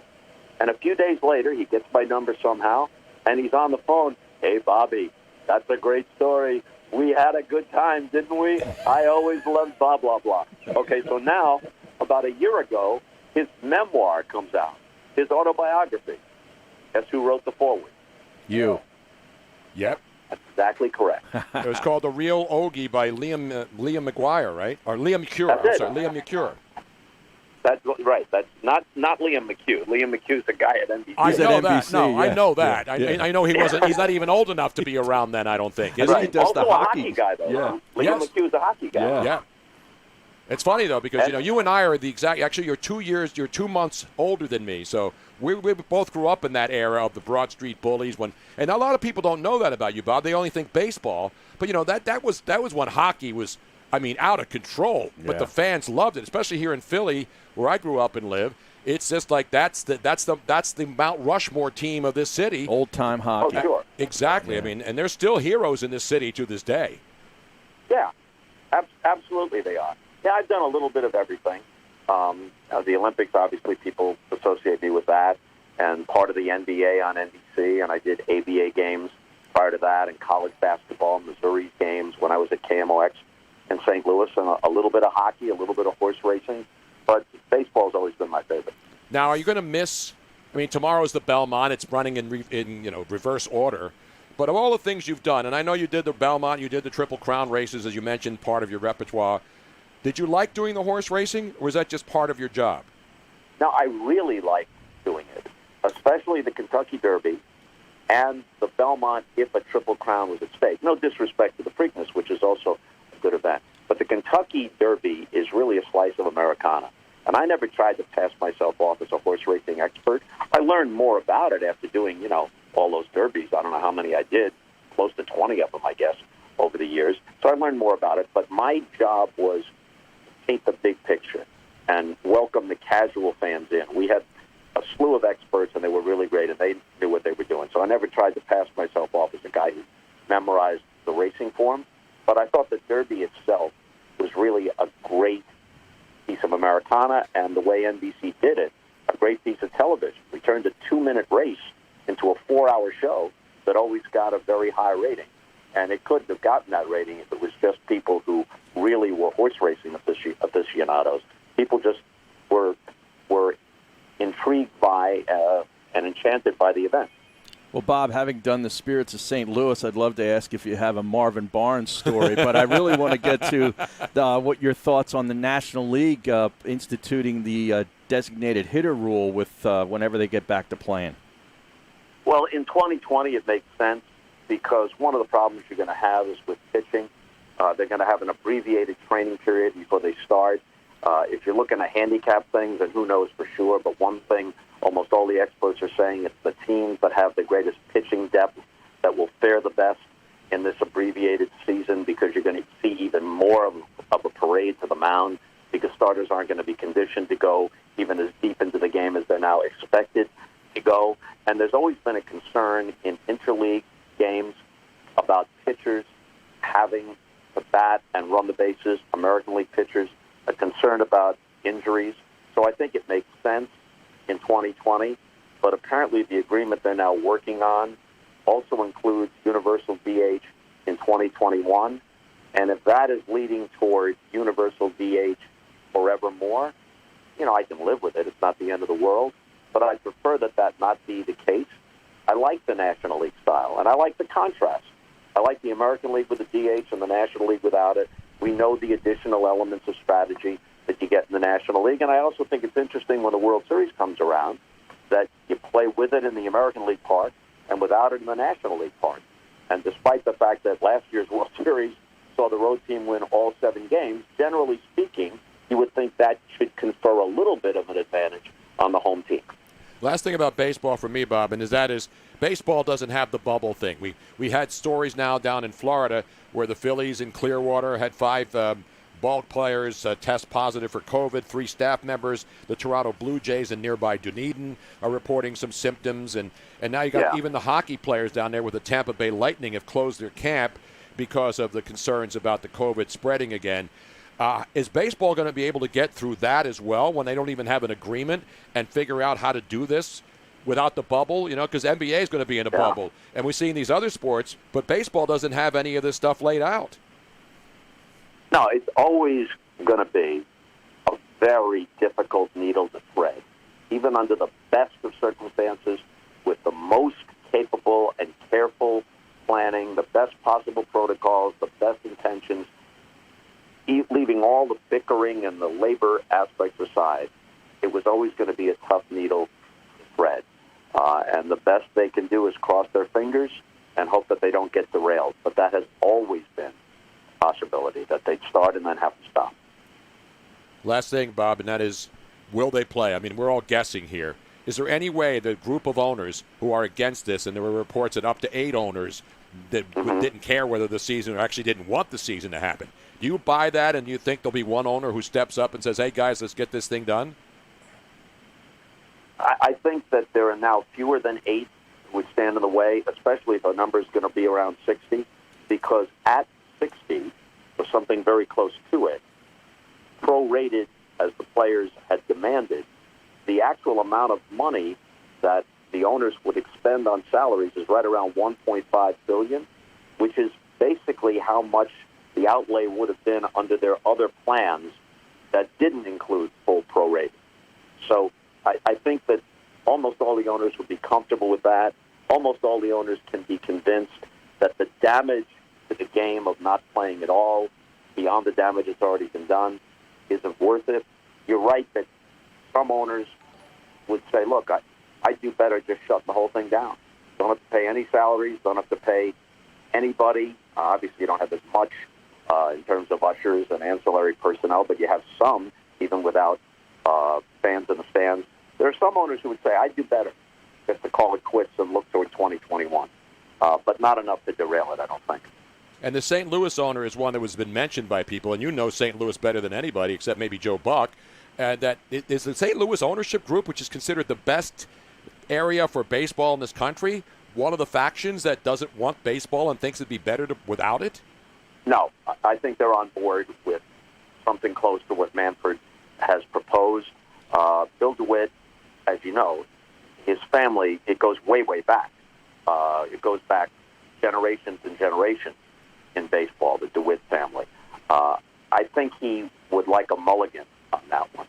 I think what he meant was that it's not always profitable for every team on a year-to-year cash flow basis. But the Cardinals are not one of those teams. The Cardinals are a profitable team on an annual basis, and almost all teams, if you look at the equity and the resale value, you can't make a case that baseball is not a good business. And in the midst of all this, they come out with a much more lucrative deal from Turner Sports right in the middle of all this. And there's also an expansion looming eventually, and so they can recoup some of their losses with the substantial expansion fees from 2 more franchises being added, and the existing 30 teams would share in that multi-billion-dollar windfall. So I don't think, Bill DeWitt is a good guy, and he's been around the sport for his entire life. I don't think he meant that the way it came out.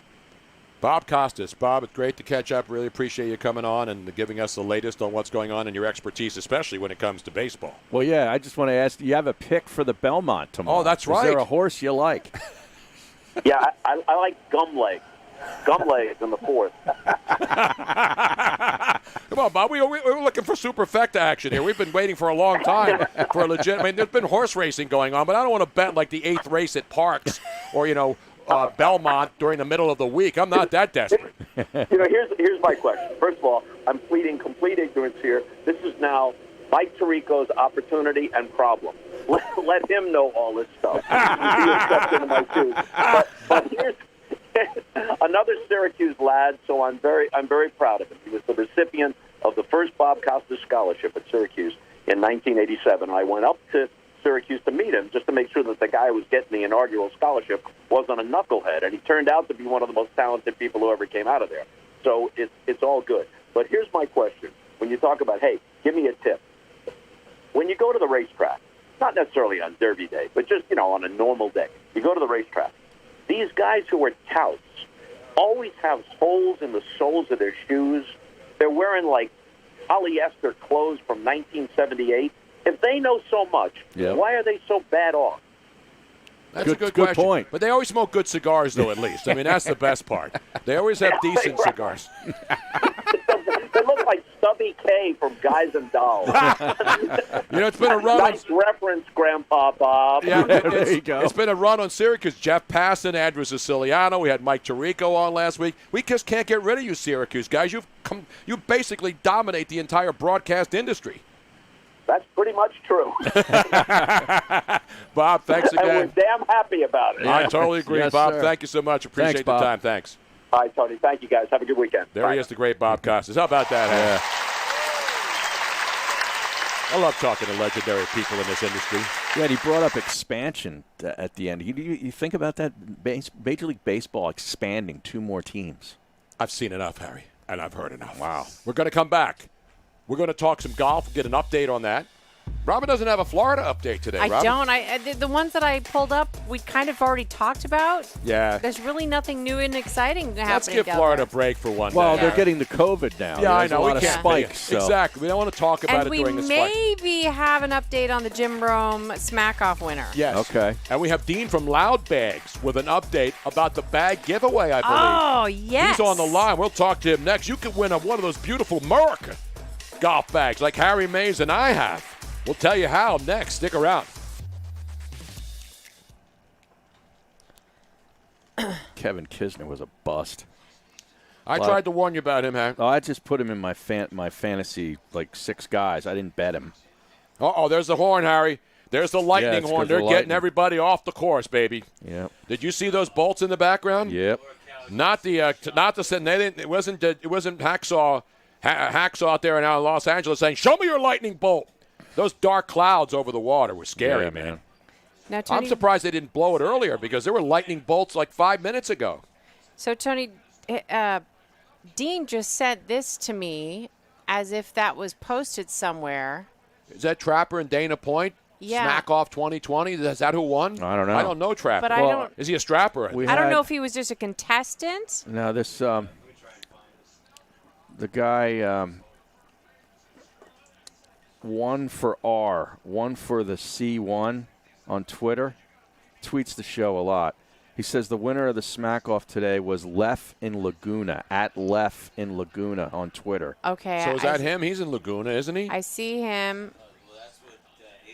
A toast to congratulate. So there's people that are congratulating him. What's his name? Lef, Leff in Laguna. Leffe? L-E. Not Hefe. No. Lef. You're following him already. Yeah. Is he following me? Yeah, no, he's not. How's What he an not outrage. following me if he's a Smack Off champ? How rude. 2019, if you look at it. If you look at the audio, scroll up. That's Rome's site. It says Smack Off 2020. Oh, really? Just look at the audio. Yeah. See, the audio is 19, so the title says 6/19/2020. Brad and Corona has won it 5 times. Yeah. Okay. We have an upset. Was he in the field, Harry? So he was part of the field, right? He wasn't a favorite, was he? Stuck. Left. Everybody's saying congrats, Lef and Laguna. So he must have been the one because there's 12 Laguna Beach. That's Ralph down there in the H-Town. OC, baby. That's down there in the OC. So I have all Great. the people that were entered. I tweeted Silk Bra and he didn't get back to me. 12 Wood is the one that was talking about it the most and really kind of kept everybody up to date. You see what my buddy Al Cuholic wrote in? Johnny Wales? Yeah. As someone who's been drunk and incoherent on several occasions, I'm calling for the immediate removal of this statue. And it's the Harry Carey statue in front of Wrigley Field. Right. This was a good one, too. Disturbing police footage shows Miami CSI joking about murder victim before putting on sunglasses. Remember the guy, David Caruso? Oh, yeah. We talked about I this switched yesterday. it up today. I went with gin rather than vodka. Robin, that's a violation. Why? Do you want to start with Dean here, or do you want to do it mid-second? Yes, let's do Dean here. No, let's do him so we can Yeah. reveal what's going on. I go at Silk Bra. Which kook won the Smack Off, Bra? Bra? He loves the word kook. He likes kook? I didn't know that. Yeah. A lot of what, if you search it on Twitter, it still says Brad won today. Really? Like if you just search Jim Rome Smack Off winner today, there's a lot of people saying Brad won again. No, because a bunch of people are saying congratulations to Lef. Maybe they're saying that he should have won, like, oh, you were great, but but they're congratulating Lef and Laguna. Fusak Town says, I can confirm Lef and Laguna won. It's his 3rd win. Wow. Clarky Bob, I love it. Bruno Brando said earlier this week that he always hides his booze. Not on this show. The booze bottle is right in front of Harry. Well, Tim's in a different position. He works for a television network. No, there are times when we get pictures taken with celebrities and they say don't show the glasses, and we'll put the glasses down.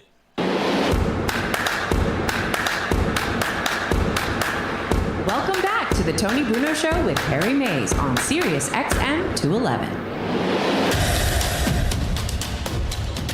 Carrying on, Harry. Some dark clouds over that Hilton Head area down there. Lightning strikes. Yeah, they blew the horn. Yes, they did. We got Doppler radar. A lot of blue and yellow out there. Blue and yellow. And they blew the horn, but they blew the horn for Ricky Fowler because he did not make the long putt. So he's heading home for the weekend, Harry. That's Ever right. since he wore that mic last week at the tournament. Wasn't it last weekend when he wore the live mic, or was that 2 weeks ago? Yeah. I can't keep track of the tournaments now. Everything's kind of running together. It's real. Shout out to Booch and Pat Show.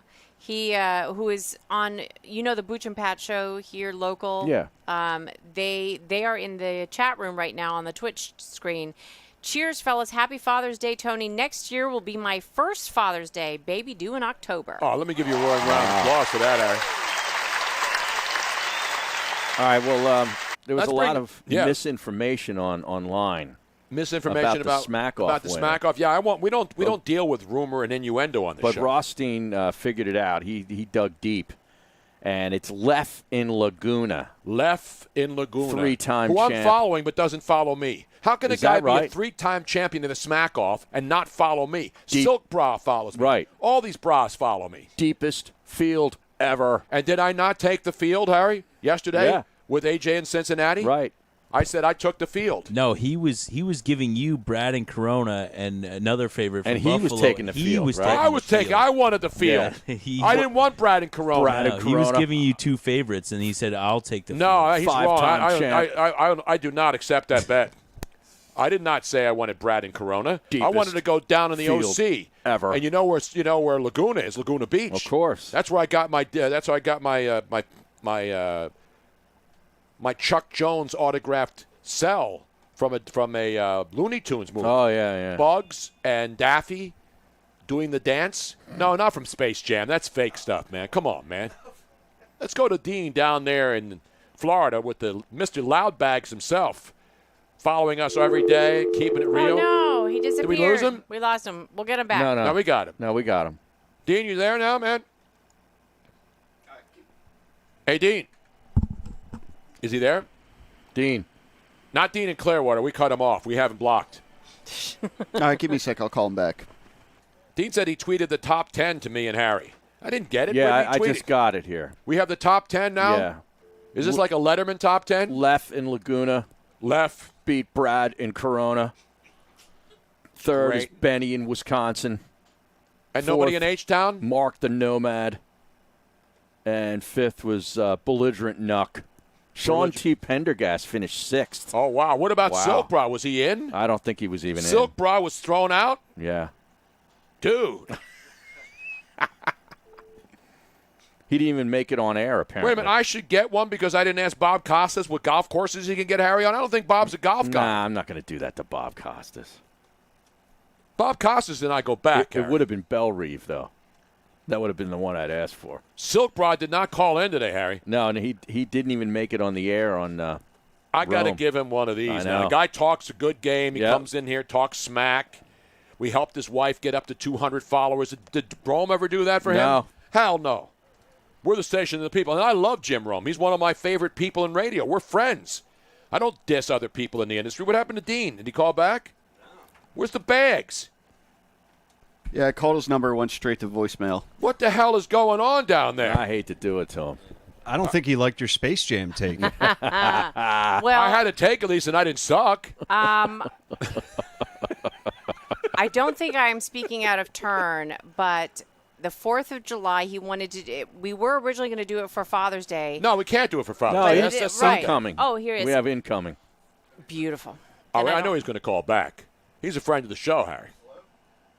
Now, who did not make the cut today? We're in a weather delay, obviously. Ricky Fowler did not make Ricky the Fowler, cut. as I suggested. Sung J M. And Bubba Ryan. Watson. Bubba Watson. Yeah. Bubba didn't make the No, cut. Bubba made it. No, Did he? He's 5 Yeah, under. he was on the green Bubba putting will for be- birdie when he was minus yes, 5. he's See, 5 Bubba's under. minus Oh, 5. okay. So All right, we have Justin Dean Rose now. just made it. Gary Woodland just made it. Bernard Langer. Rothstein, can you do me a favor? Rory Can you pull the Sabatini. bag, that is in the back, the Tony Bruno American, bag. the Tony Bruno Not bag. the one with the 72 clubs in it. That's too heavy. Where is Dean? He's calling and There must be something wrong with his phone. I don't know what's going John on. but Rahm is going Justin home there. Thomas? Justin Thomas is going home. Oh, that's there. who Dean in Clearwater liked. Justin Thomas. That's Yep. why Dean doesn't know anything about golf, Yep, or he doesn't he know anything liked about him horse racing. 16-1. He's like, lock it in. This is Charles the bag. Schwartzel didn't make it, Harry. Right. Tony Bruno, Yes. I have the details. This is the bag that we are going to be giving away for the Not 4th that of bag. July, but it's going to look exactly the same, except instead of having it's going to have the Tony Bruno Show logo on it. But With it Harry won't- Mays. It'll be But it won't blank. have this. Yeah, it won't have, It obviously. won't the have Tony- my name on it because Correct. only I can have my name on it. Correct. But Get it my will name have, off your bag. And and there's other Tony Brunos now. If they have their name on it, I will allow it. I But it will give them have the special Tony Bruno Show logo Right, yes. on the. Actually, Harry, can you put it close to this camera right here? Bring it up here now, Somewhat real nice. without knocking your drink real over. nice. Don't knock that vodka over, Gary. Don't knock the vodka, Yeah, there man. you go. That's That's valuable perfect. alcohol. So it'll have this on Right. it. That is exactly correct. right. So it'll be the American flag for the 4th of July, and we will be doing a giveaway. Oh, is he there yeah, now? I got Dean. Yay. Oh, we have Dean on the Okay. line. Jesus. Dean, what the hell's going on down there, man? You have a weather delay down there, too? You never know in Florida. You can almost set your watch by when it's going to rain. I know that whenever we would go down to Disney World, it'd be nice, and then all of a sudden, 2 o'clock in the afternoon, thunderstorm, everybody buys the ponchos with the Disney on, with Mickey on it, and then an hour later, it's perfect again. That's true. Hey, Harry, did Costas ever make a comment about Marvin Barnes? No, he didn't. That was a cheap shot, Harry. He's a Providence guy anyway, Marvin Barnes. Well, Didn't he go to Providence? What do you mean Being a from cheap St. shot? Louis, No, I'm kidding. being from St. Louis, I heard Bob speak once, and he made fun of Marvin Barnes. He said he couldn't pass freshman English if he took it every semester for 10 years. Now, see, that's you know who we used to call him? Marvin Tire Iron Barnes. Remember, he had an unfortunate incident where he took a tire iron. Oh, really? Against somebody. I don't know if he hit them, but that was the joke. I remember when he was still playing at Providence. Right. He was a great player. Absolutely. But the funny, he had some issues. The funny thing is that when he got in the plane, or he's looking at the plane ticket, I think the story goes, where he noticed he's going to land an hour earlier than what it was, because of the time change. Yeah, exactly. And he's like, man, I ain't getting a no time machine. he just didn't understand the time zones. I understand. Listen, Like, a lot of that's people don't, hilarious. Harry. A lot of people don't know anything. They don't know what statues mean. They think taking No, down I George know. Washington and Abraham Lincoln. I understand time zone problems more than I understand taking down George Washington. I mean, that's really crazy. But anyway, Dean, are we giving away another bag for 4th of July? Yes, we are. But can I coattail on Harry's story earlier about hole-in-ones? Absolutely.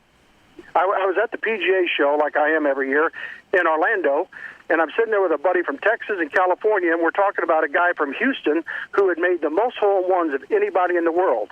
And I'll be darned if about 15 minutes later the guy walked into the bar. This guy's made like, as of 6 years ago, he's made 51. How many? 50-something, you said? He broke up. 50-some, I think. 51. 51. He hasn't done it with a wedge, sand wedge, or putter. But here's some other facts about him. Oh, shoot, where'd that go? No, we're here. I mean, he made 8 hole-in-ones one year. He's made 5 on the same hole at a golf course in Odessa, Texas. And his first hole-in-one he made when he was 11 years old. Wow. Yeah, but did he ever make 2 on the same golf course in the same day where the odds, as Harry explained earlier, 267 million to 1? Yeah, I don't believe that's in his bio. Yeah, his name's Manuel Davis. You can see him. There's something about him on the internet. I don't trust the internet now. We got to go, but we're going to do this, right? We're going to give away a bag for Father's Day. 4th of July. 4th of July. And we will tell people on Monday how you can win it.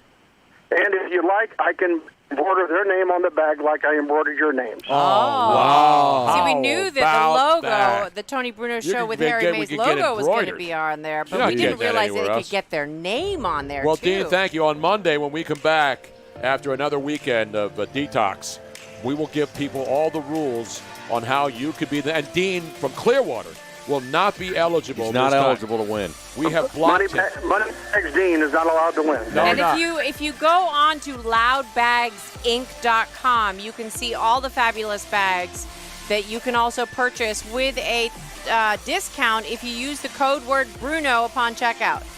Beautiful. Bruno 25. Bruno sorry, 25. sorry. You get 25% off the bag. That's the largest discount we give to anybody. Thank you, Dean. Everybody, Only thanks, here. everybody. We'll see you on Monday. Have a great weekend, everybody. Bob Costas, Ron Flatter, John McMullen, everybody who tuned in. Be safe out there. Be careful, and God bless America, everybody. Good night.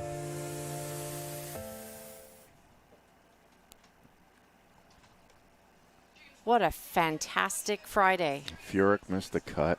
What a donkey. He's shot, Harry. He's shot. It happens to all of us. Scrapple Joe says, one of these days I want to get that Irish loud bag one.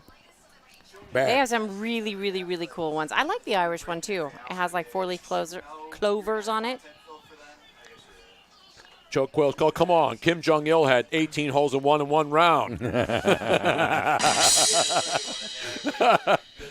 Father's Day before. He goes, it's the toughest day of the year for Antonio Cromartie. He goes, whose fucking kid is this? Harry, they're running ads for the Brigantine golf links, everybody. Oh, yeah. Hey, look at that cocktail. That's a nice pour there, honey. No, Dean, There it is, I baby. believe you are ineligible Brigantine, baby. from winning anything for the rest of this year. That's how that works. You're banned. You're banned, Dean. Damn you. I like Dean. I think it's complete bullshit. Did you just read that Yes. one? Yeah. So, Tony Bruno, say goodbye to everybody. Goodbye, everybody. Goodbye, Have a Beach fantastic- Babe. Goodbye, Arizona. Goodbye. Have a beautiful weekend, y'all. One strapper call. No, we played 2 strapper calls, didn't we today? Yeah, we did.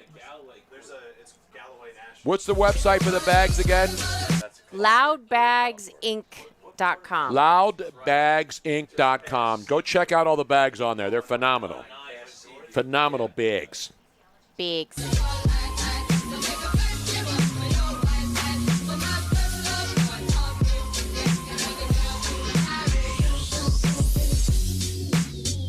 This knife has a straight edge on it, so it's very easy. Maybe in our world here, to live a happy little mountain. Thanks for tuning in to the Tony Bruno Show with Harry Mays. Did you miss any of the show? Subscribe and download the audio available on all your favorite podcast apps such as iTunes, Spreaker, etc. Hope to see you back here live Monday through Friday from 3 to 6 p.m. Eastern on SiriusXM Channel 211 and Twitch.tv.